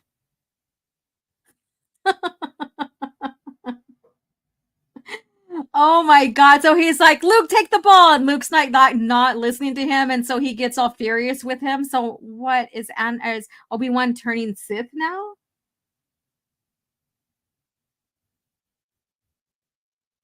I don't know. This is quite funny. Okay, let's move on. But what he's saying is like basically Obi-Wan is impressing himself onto Luke and then talking the way he is to him. And so then Luke starts showing the dark side. So these guys are showing this vision to Obi-Wan, I'm guessing, and that if he keeps on impressing himself onto Luke as he is, Luke's going to go dark. So then this is suggesting that this is how Obi-Wan trained Anakin, I guess. Because you can, with this kind of reasoning, you can only put 2 and 2 together, right? If he's imposing himself onto Luke in his training, then he did that with Anakin, which made Anakin go into dark impulses too. Real flash of like, whoa, and this little look in this kid that's angry, Oh my God. So the and idea. So look at here. Theory is like, oh my God, you're so fucking brilliant. Oh my God. Not questioning this whatsoever. Not coming to the conclusion like, okay, so if you think this is how Obi-Wan is gonna train Luke by impressing, like pushing himself upon Luke in his training, then that suggests that he did that to Anakin. And so, you would think that Theory would be like questioning this, like instead of he's like, oh my God, this is so brilliant. Oh, this is so cool. And this Force society that he met and is traveling with on the station are basically showing him the right path. Because all Jedi are bad, right? And Obi-Wan, other things happened, and so he forgot about that. But he gets reminded of that while he's with the crew, and he actually they take him to a place in their starship where they connect most powerfully with the Force, and he has this vision. And in the vision, oh, okay, so he never know how to connect to the Force until the crew. So they take him to his ship, and they have their ritual. They connect to the Force. Obi-Wan never knew how to fucking do that. Are you fucking kidding me? Now look at Theory's face. So I don't know if he's like, what the fuck? Or not. So, but this is funny. And so they have this huge vision. Let's see what this vision is. He's on Mustafar. And he sees, the dark figure in the cloak with the red lightsaber, and it's Anakin. I was like, oh my God, I'm here fighting Anakin. And they come together, and the guy pulls off his hood. It's not Anakin, it's Mark Hamill at 19. Oh, it's Mark Hamill, not Luke Skywalker. So it's Mark Hamill at 19. Sorry, I had to be kind of funny about that. You mean it's Luke Skywalker? Mark Hamill plays the character. It's not necessarily Mark Hamill. It's Luke Skywalker, because Mark Hamill does not exist in the Star Wars lore. I got to see what you guys are saying on this. Oh my God, holy crap! Let me see. Kenoby was, and let me see here. Kenoby was a fake Jedi all along, according to this guy. Yes. That's exactly what this seems like. It's like all of his training that he learned since he was really little, brought in, customarily brought in as Jedi were at a certain age, right? And trained his whole life, is now forgotten, are never stuck. And these guys are showing him the way. This Force society is showing him the way. Holy hell. My brains hurt. My brain hurts. Dude, simmer down. We already know that. Let me see here. Oh my God. Kenobi is one of the best defensive skill Jedi ever. Correct. Then Luke in the cave was done in Empire Invader's suit. He fought himself, such an original idea for Ben to face Luke's shadow self. Let's see here. This sounds like slop. That's why Vader can't even kill him. And let's see, there he really needs to apply critical thinking to the whole interview, but so far he is lacking one. Yeah, so let's press on. Holy shit. And Luke's turned to the dark side, and he's got to fight Luke in the dark side, and getting out of that is what makes him realize, holy shit, this is the path we're going down. Okay, question here. So if this was going to happen, like this really happened in the lore, then why did they approach Luke differently? You know, wouldn't this be like, oh, Obi-Wan be telling Yoda, you know, this is all that happened, and this is how Luke responds? So then maybe they shouldn't have, you know, maybe they should have really held him back and forced him to stay than going in Empire Strikes Back. I don't know. I'm coming to all these scenarios now because this makes no fucking sense to the context of the original trilogy at all. And it doesn't make any fucking sense to the character of Obi-Wan Kenobi. Turn this kid into a Sith if I keep this up. And so I've got. So yeah, so then again, it goes back to like, oh, well, he forgets how to use the Force. He forgets all his Jedi training. And his approach is going to turn him to the dark side. Again, alluding to that, this is how he handled Anakin. See how destructive this is to the lore? Oh, shit. I lost my spot. Wrong button.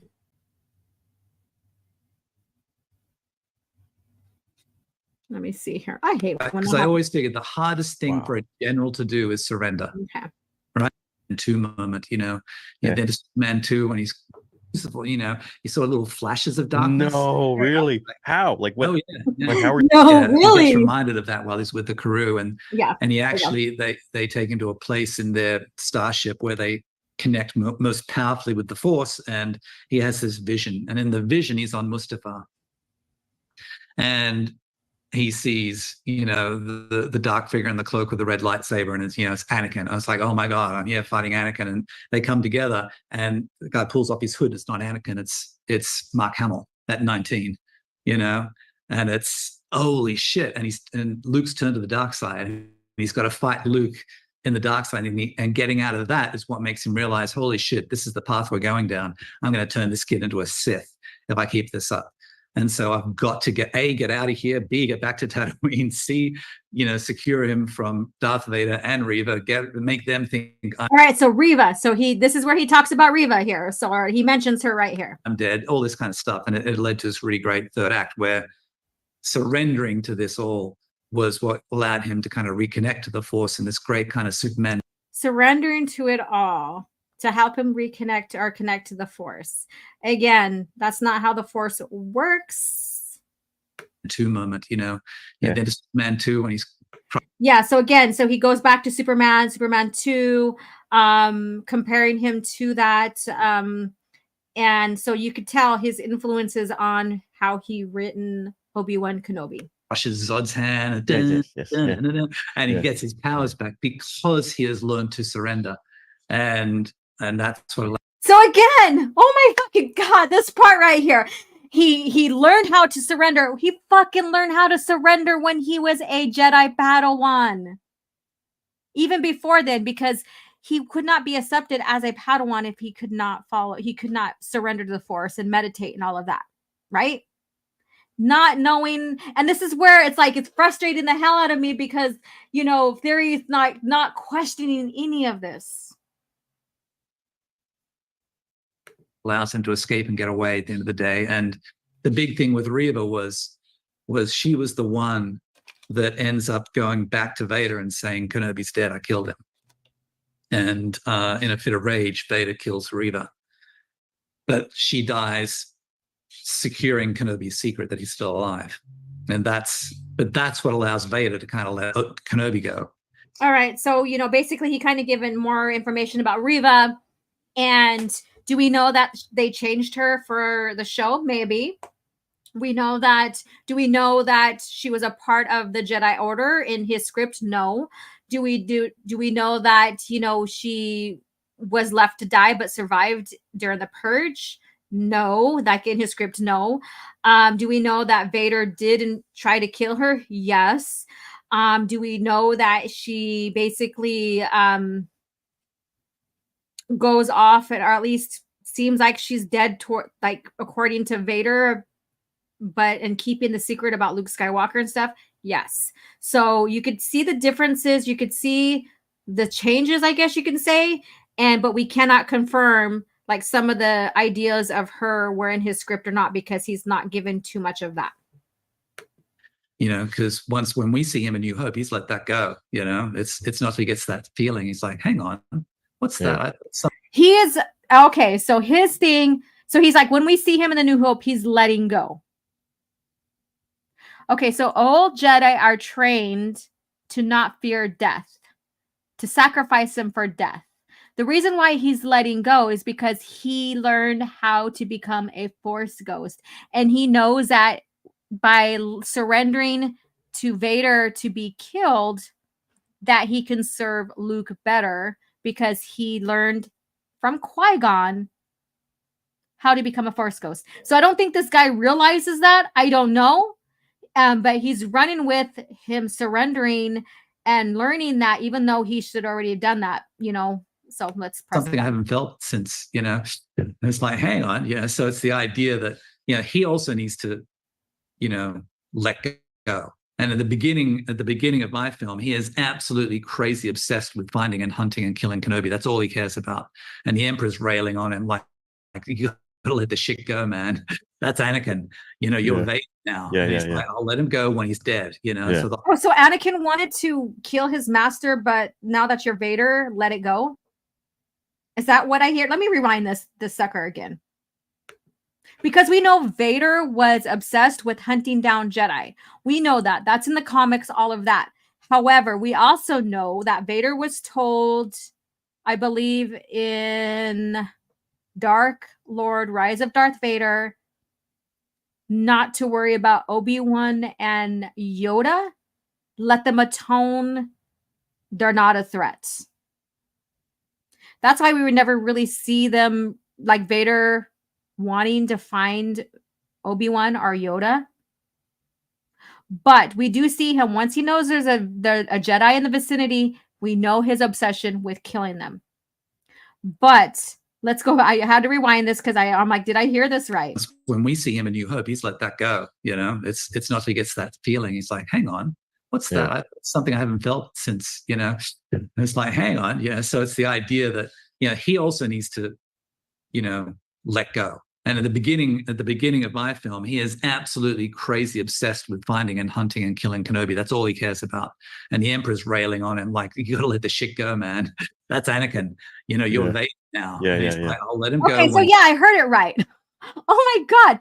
Anakin did not want to kill Obi-Wan. It was Vader at the time. He was already a Sith when they were confronting each other. Let me see. Double A says, the Emperor told Vader to give up on his fixation and his obsession with Kenobi. It was blinding him through his rage and not being focused with himself and his goals and his mission with the Empire. Correct. Hold on. Is this my former master? I better go check that out. Let's see here. So Luke came. Let me see here. Major plot hole. The story gets more convoluted by the minute. Yes, it does. Not for theory at Soul Assassin. Oh my God. Okay, let's go ahead and let's crack on with this. He's dead, you know. So the thing for him was the hunt. And we had this really great opening sequence where Vader took on 5 Jedis at once and just slaughtered them all. And it's like, you know, because I figured Vader's like 26. Yeah, and that's right there. I will not like talk against him, because we know that Vader was adamant about hunting the Jedi down and killing them. But like I said, there's a difference between that and then what he was told about Obi-Wan and Yoda, just leave them alone, blah, blah, blah. But when he knew there was a chance to kill a Jedi, he would do it. And so there's many instances with that. The purge just didn't happen within 19 BBY. It happened even all the way up to the Battle of Yavin. So the purge was an ongoing thing, but as Vader got closer to, as the years got closer to the Yavin battle, you know, I guess I wouldn't say Vader simmered down against the Jedi. It's just that there was really no Jedi really to go after. There was, but there wasn't, I guess you could say. Height of his powers, and you know, it was just an awesome sequence. Oh my god, is he fucking happy? Oh my god, did you see his face? He's like, oh, holy shit. I am not gonna say what I was gonna say with that, but that is bad. It's like Theory just got off on that. Let's press on. These 5 Jedi at once, and you got to see how just truly terrifying this villain is, and that's what's. And then of course you cut to Kenobi, and Kenobi has no powers, and you're like, oh man. Yeah. So him battling against Vader with no powers.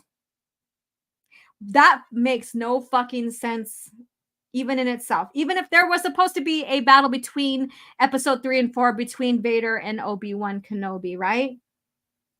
Because people are using what Vader said, like Vader says, like, I was once the apprentice, now I am the master, and and all this other stuff. But if Kenobi did not have any Force abilities, he's calling it powers, but if he did not have any Force abilities, then Vader would have been able to destroy him. Screwed. He is screwed. So it's almost like an Ivan Drago and Rocky sort of moment where it's exactly. If Rocky, had lost his fists. It's just, how is he ever going to win? And so it just set up this really great confrontation that ended up happening on that space station. And that space station, there's a bunch of stuff that happens, but basically that space station was falling. So that space station was basically where the duel was supposed to happen. So there are concept arts where they're balancing on some kind of beam or something and fighting. So I'm guessing that concept art was from his script. And then it got moved down to a certain planet, wherever it was. Let's see here. Clearly haven't seen A New Hope. It's when I left you. I was but the little bit now I'm a master. Correct.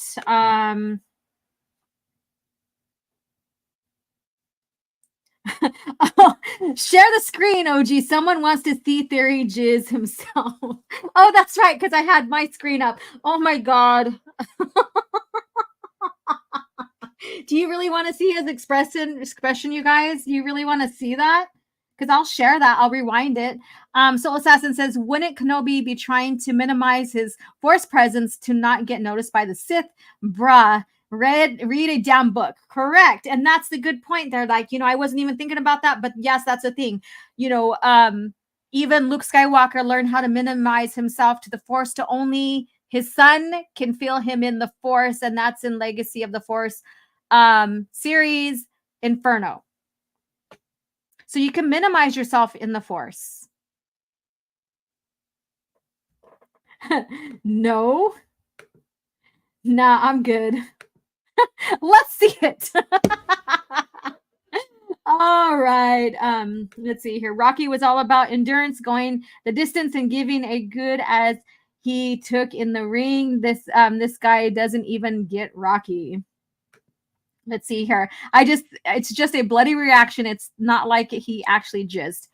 We are just teasing about that. Theory to service himself with the power of one, the power of two, the power of many. All right, let's go on. Apart, and everyone was fleeing off it, and so it was just that fight happened on a space station that was falling into a planet, into a gas giant planet, and they were the last two on the station fighting it out, basically. Uh-huh. So there's a I'm right concept about of that time concept there art. too, where it's impending doom almost. Yeah, for both of them. Yeah, That's where that concept art and comes it really from. got to a point where Vader won that battle, and that was the point, because that's the other thing I didn't buy about the show was that Kenobi would defeat Vader and leave him alive. Yeah. No. So if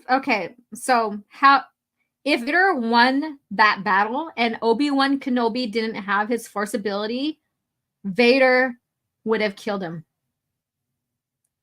Point blank. Vader would have destroyed him, would have killed him. No. So it was Kenobi lost. He had no Force powers. Vader beat him. But they had that pivotal moment of Kenobi saying, "Stop this, Anakin." Slashed the helmet open, saw the eyes, said, "I know it's you. I know you're in there." How in the hell would Obi-Wan be able to get so close to the helmet to slash part of it open? So that is something that did happen in the script, and they shared it in the show. But how in the hell would he have gotten that close to Vader to be able to do that if he had no Force powers? Now, if you read Dark Lord, Rise of Darth Vader, when he was fighting on Kashyyyk with one of the Jedi, who basically was kind of weak in the Force in a sense, but still had his Force ability, and Vader overcame him with no problem. So you're telling me that Obi-Wan Kenobi, having no Force ability, was able to cut open part of Vader's helmet? Again, you don't know anything about the Force and these characters whatsoever.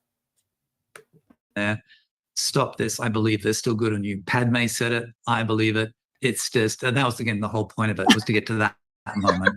Where, oh, by the way, Padme said that. So we're going to appeal to your feelings and stuff.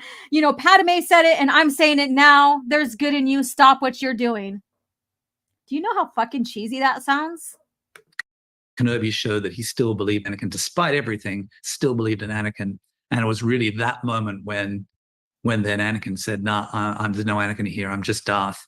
That's what made the switch. And Kenobi said, "Anakin is dead. I did kill him, and this new guy. Well, I didn't kill him. Darth Vader killed him, basically." Yeah. Which is, of course, what he tells Luke, because I believe he believed that from a certain point of view. Yeah, exactly. My God, and that's and all during this, you would have, I guess, like swipe scenes where you go back to Tatooine and Cody's getting into some mischief. Or of course, he would ask about Cody. I figured, they have to basically, they get found by bounty hunters on Tatooine, and so they're God, yeah, they've got this. The bounty hunters, of course, work into the end. So they get found by bounty hunters on Tatooine. So who is they? Cody and Obi-Wan, Cody and Luke. That does not make sense. Let me see what you guys are saying here. Vader had to remake himself and learn a new fighting style to protect his electronics and his head. Our head would definitely be protected against the attack. Correct. Star Wars, this is making fun of his. Let's see here. And did you know that Vader helmet slash originally came from the Republic Clone Wars comics by Dark Horse? Yeah, I know that. One of the books of Book of 9, the Filoni ripped off. Correct. You are right. Some of us are talking about theories, lack of knowledge of real Star Wars. All right. So let's press on.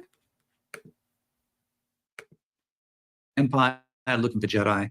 And they get found out, and so it's like we've got a race to stop this bounty hunt.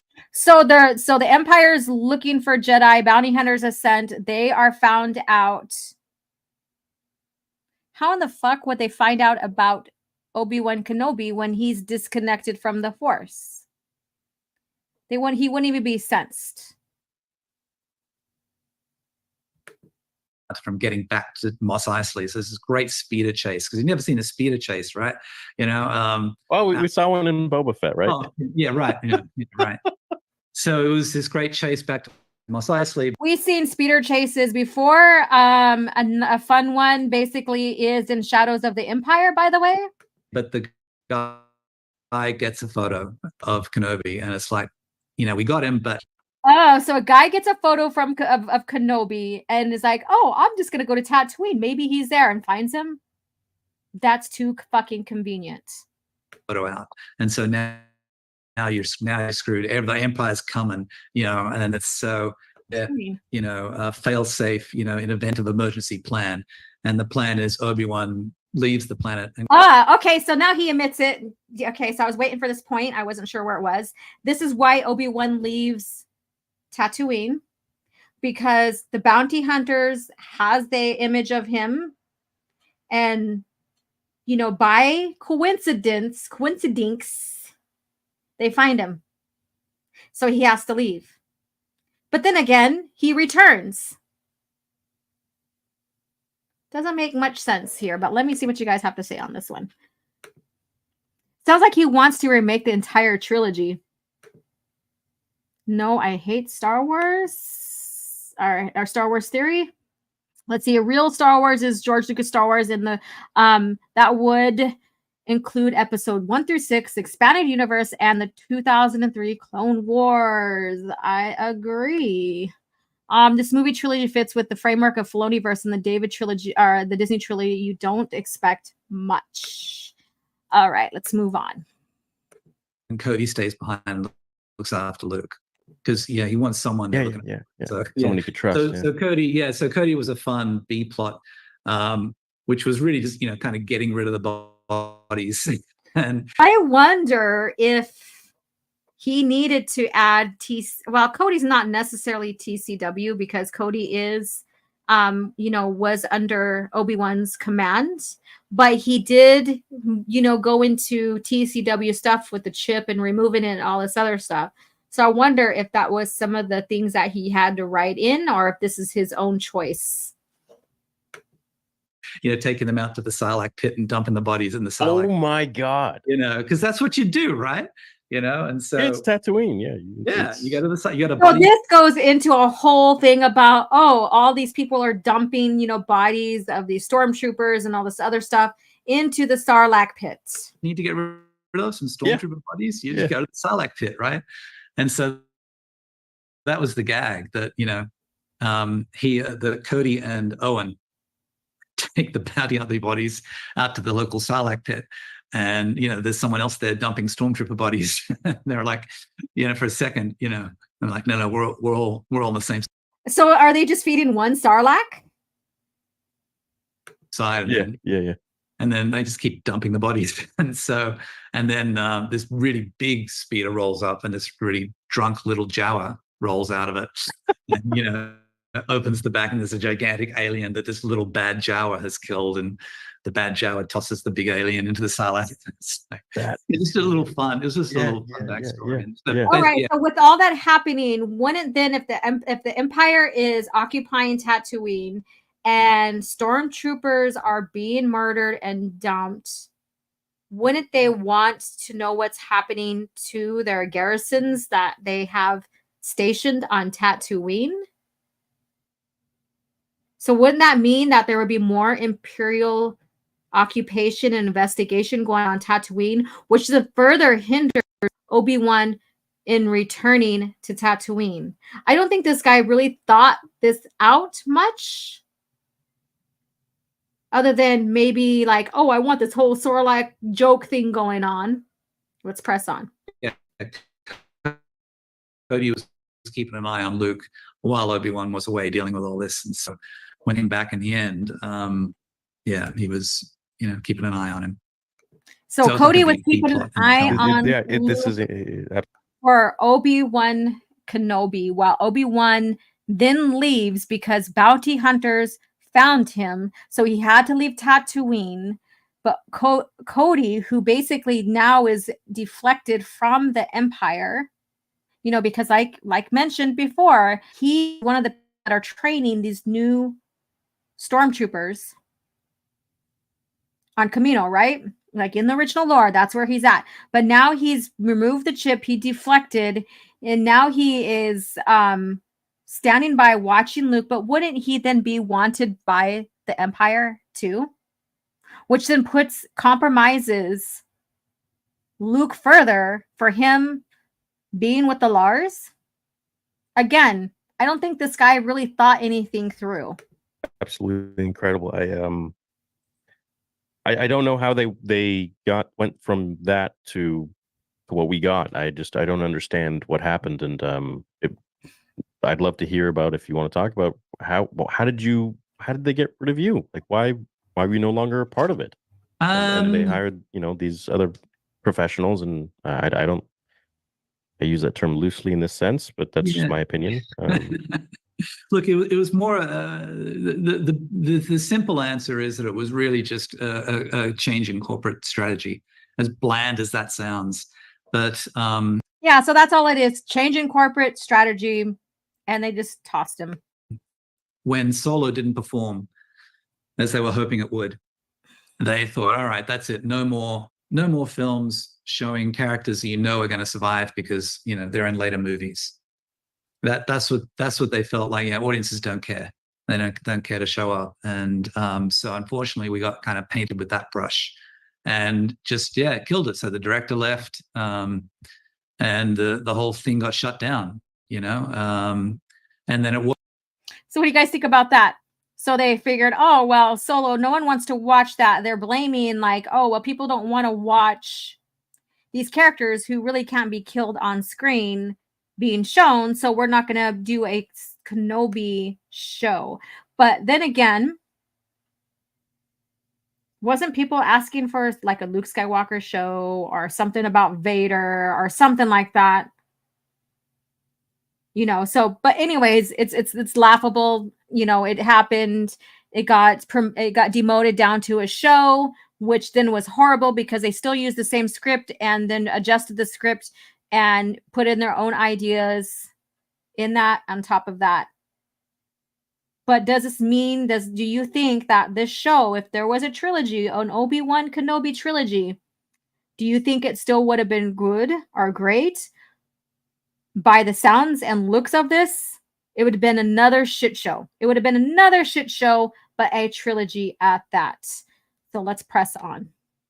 It wasn't until like a year or so later that they were like, hey, let's do it as a show. And so they pulled out my script and then hired some people to turn that into a 6-episode show. But I wasn't involved by that stage. All right, so this is everything I confirmed before this, because when Star Wars Theory announced this interview and he's like, oh, this is going to blow up the internet, basically is what he said. And then so I did my research and I'm like, all he's going to reveal is this, this, and this, and which he does. He did right here. They used his script. He wasn't involved, and they created the show with his script. So basically they just doctored up the script, added what they felt, changed some things, and bam, here you go. He wasn't involved, but he got credit for everything that is about the Kenobi show, the writing and all that. So he got that credit. Even though he wasn't there to give his input physically, he still had the credit. They still used his scripts because the scripts belonged to them, basically. He basically sold that to them, because if he didn't and stuff like that, then meaning he got paid for the scripts. So if he didn't, then they wouldn't be able to use the scripts, right? I was doing other things. Well, I'm sorry to hear that, both as someone who's talking to you and as a fan of Star Wars, because I would have loved to have seen your iteration of that. I think it would have been everything fans wanted to see. I think okay. Do you think, after what we heard here, is this what you guys wanted to see? Is this what you guys wanted to see? All right, let's see. Jag here. So they have Kenobi playing the flipping killdeer. Lame. And look at the original anime versus more manga accurate remake. So is this what you guys wanted to see? Like, hearing what he said all about the show, like what he was going to do, all of this, is this what you wanted? Do you think this would have been better, or do you think this has just been as destructive? I think it's about the same, because they did use his script. No, absolutely not, Double A says. This is just as bad as the Kenobi show. Yeah, because they used his fucking script. But if Disney sold Star Wars, Disney Star Wars could be scrubbed and memory holds. I love that depending on who owns Lucasfilm. Let me see here. Maybe Theory can hire him to write Vader fan film number 3. There you go. There you go. Okay, so we're coming to a conclusion to this because I'm not going to get into their other discussion here. Look, I mean, better story. I'm a fan, and that's what I wanted to see. Yeah, that's what you so can this do is what he's a fan. Oh shit! I hate when I do that. Why I wanted to be a filmmaker. I don't understand what happened, and I'd love to hear about if you want to talk about how did they get rid of you? Like why were you no longer? Wars comes from that. So he's a fan, and this is what he wanted to see. So basically, he's putting his fan theory into the show without really realizing or not doing his research, knowing just very surface level knowledge of Star Wars and creating what he wanted to see. From anything, and anything, any project, any film, any TV show, you've just got to have that passion to really, be an authority on the world and on the characters, and that's how you become an author. Yeah, I'm a fan, and that's what I wanted to see. Yeah, that's what you can do at the end of the day is do what you want to see. Yeah. But look, I believe you have to be a fan. You not only have to say, okay, this is what I like to see, but also do your research to see if it makes sense to the continuity. The lore, maybe. Just maybe. I mean, that's an interesting concept. First and foremost, it can't just be something you like or something you're interested in or something is popular. It has to be something that you live and die with. And, I think the best, Star Wars comes from that. It comes from anything. And, anything, any project, any film, any TV show, you've just got to have that passion to really, be an authority on the world and on the characters, and that's how you become an author. You become an authority. Yeah. So basically, you have to press your authority yourself onto the lore, but not really worry about continuity and story or something like that. I don't know. What do you guys think about this?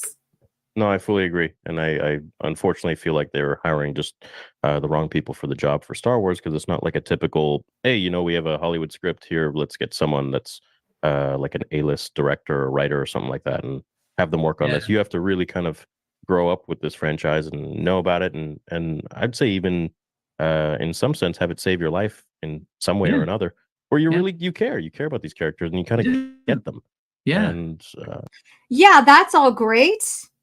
To be a fan, I guess you can say, but you also have to be willing to work with others and develop the continuity of what came before, not work against it. So there's those factors as well. You being friends with Lawrence Kasdan and his relationship with George, I kind of feel like you have that outline of when you're writing Star Wars, like, okay, would George want this for these characters? And I just don't feel like that's something that's happening today with the stuff they're creating, unfortunately. Yeah, I asked Larry about that. I was like, what is it? What defines a Star Wars movie? He's like, it's one word, and it's delight. Like, that's what a Star Wars movie is. Delight. So what defines a Star Wars movie? And he is given delight. Do you guys get that? Like, what defines Star Wars for you? I don't think it's a single word at all, but let's press on. Delightful in all its different forms. It's delightful. You walk out delighted, And that's certainly what that original trilogy was for me, So you could be delighted at all of that, but what defines Star Wars? Let's not talk about emotion. The definition of Star Wars, what is that for you? Like, not how it makes you feel. So I think that there's this thing today where we define things by our emotions because that's how it made us feel. That's fine. That's perfectly fine. But let's take the emotion out of it. What is Star Wars in general? Like, outside of the feeling, like how it made you feel. Would you define Star Wars outside the feeling, how it makes you feel? Just a question. I just was delighted. Yeah. It really was, watching those films, all those great moments and everything, just fantastic. Yeah. You didn't see those in theaters, did you? You're not. Yeah. You're not. Yeah. I saw them all in theaters. Yep. 70. Star Wars was 77, 78. 78. I was in Australia at the time, so I think we got it like 6 months later than everyone else. But yeah, they were. My 10th birthday party, I think, was Empire Strikes Back. Took a whole bunch of my friends to go see it. Oh, what the heck? Hey, you look good, man. Yeah. So yeah, like I tell you, it was my life. So yes, I knew the character, I knew the world, and I think most important. Okay, so you knew the character, you knew the world, like you use past tense, knew. However, you just proven to us that you don't know. So you knew, meaning maybe you forgot. I'm just being, I'm using his past tense phrase here. But despite that, despite me being nitpicky about the word he used, knew instead of I know, you just proven you don't know. You don't know the Force and how it works. You don't know the character and how he works.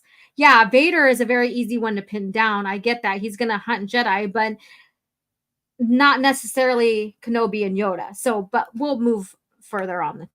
Importantly, I had a story to tell. And I think that's the other crucial factor, is you've got to have a story to tell.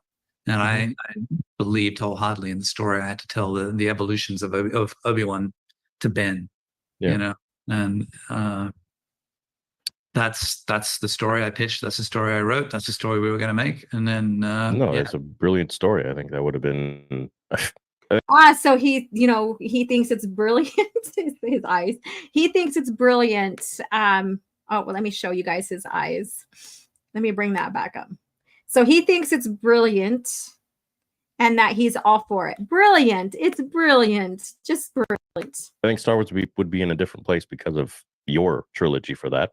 But do you agree with theory? Do you think that Star Wars today would be in a different place if they gave the fans a Obi-Wan Kenobi trilogy? After what you heard here and knowing that the show basically used his scripts, do you agree? Unfortunately, I feel like now it's kind of about money, and I feel like the people that are involved there. It was always about money for Disney. They're just more so analytics guys, and I think they know what'll make money, but it's not. Yeah, you can never be driven by money, can you? It's like I say, it's about this. Well, I'm going to be devil's advocate here. George Lucas used his franchise to help fund his future Star Wars projects, right?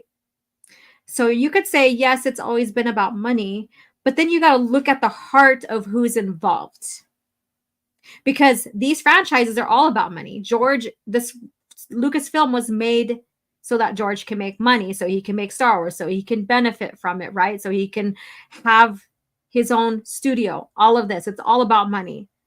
But it's about who is at the heart of this franchise that matters. And when that heart is removed from the franchise is when it dies. When it dies. Story, I've got this burning desire to tell this story. Happens to be about, one of your characters in the Star Wars world. Here's the story. Here's why I'm so passionate about it. I think that's all you can do, and then just hope other people, dig it. Well, I hope they bring you back, man, because I think you're. All right, we're coming to the conclusion here. So, what do you guys think about this? What do you guys? This whole thing, me breaking it down, me talking about that and comparing it to the lore versus movies versus EU, all the development that occurred for Obi-Wan in George Lucas era Star Wars. What do you think? Do you think that this would have been a better show or better, would have been better than the actual show? Do you think that this guy has no clue about the Force? or does he? Do you like his direction?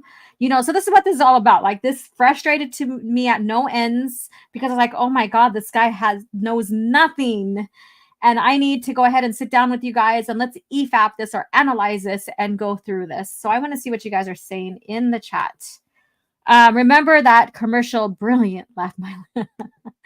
Let's see here. Yeah, I have to download that clip with Spielberg and George. I wish I would have had it up on here already.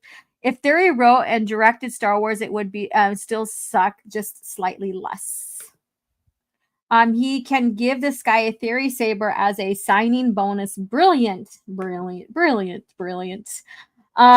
He uses, or it'll be great. It'll be great. There you go. But yes, he used Indiana Jones and Star Wars as a toy and toys to sell to build Lucas land, but he was beneficent in comparison to Disney or Star Wars Disney company. Correct. And geez, I just butchered that.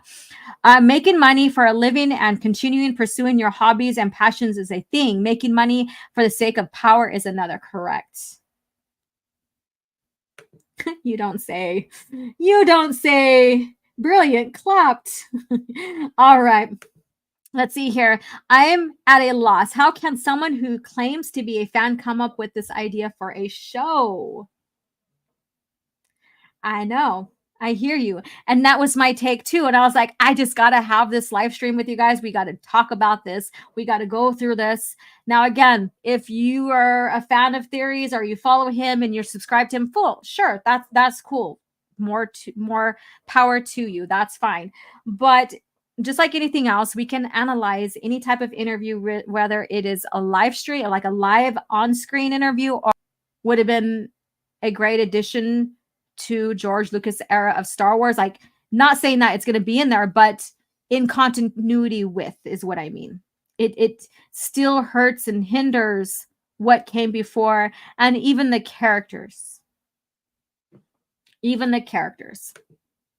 So George cared about his employees way more than Disney. Was he perfect? No, but he knew his limitations. I do believe he is a good man. You can't say that about many billionaires. Yeah. So again, thank you guys for tuning in and sitting through this with me for, it's like, what, 2 hours now? Cap Chat will be scheduled tomorrow, and with some Lucas facts and book of the week, which we'll get further in discussion. We'll finish up Melgus's journaling on the campaigns that he went through. So we'll finish up that part of the Sith lore from the Sith book, or the Book of the Sith, or Book of Sith. And then the following week, we'll get into the Rule of Two and how everything leads up to the Rule of Two. That would be such a great conversation. And so again, thank you for tuning in and hanging out with me. And then Friday is the spacing. Tonight is his show. What is it called? I can't even think about it right now. I'm tired. But anyways, so catch Tim and Blake and Greg on his channel. And I don't know the topics, so I'm sorry I can't tell you what they're about. So that should be in a few hours, another 5 hours. So check that out. And Masquerade says Kathleen Kennedy sucks as CEO of Lucasfilm. Kevin Feige sucks as CEO at Marvel. I don't know much about Pixar CEO. I don't know much about that one either, so I can't really expand on that for you. Everyone in modern day sucks. So there you go.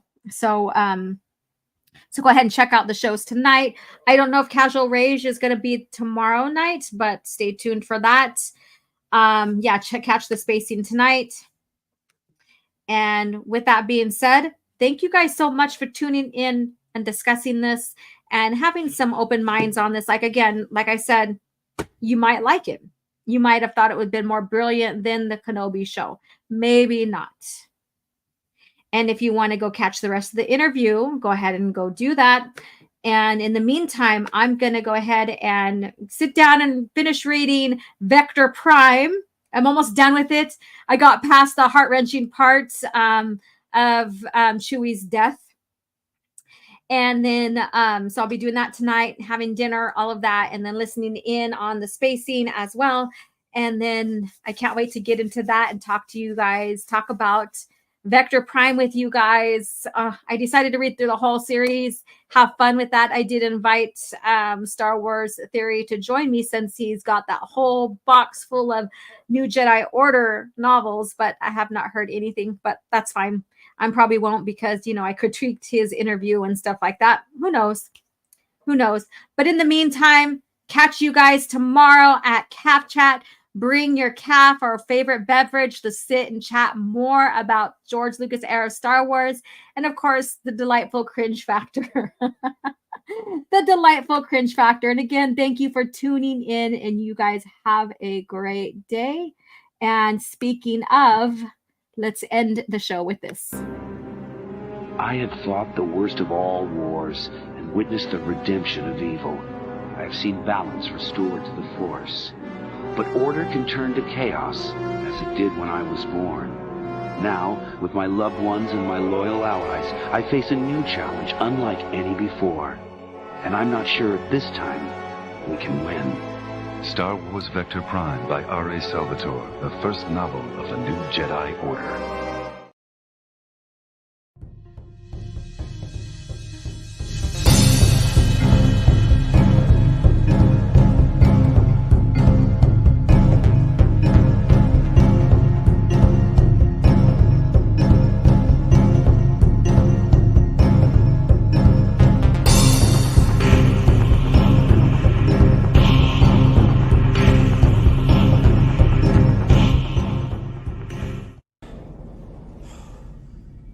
Another happy landing.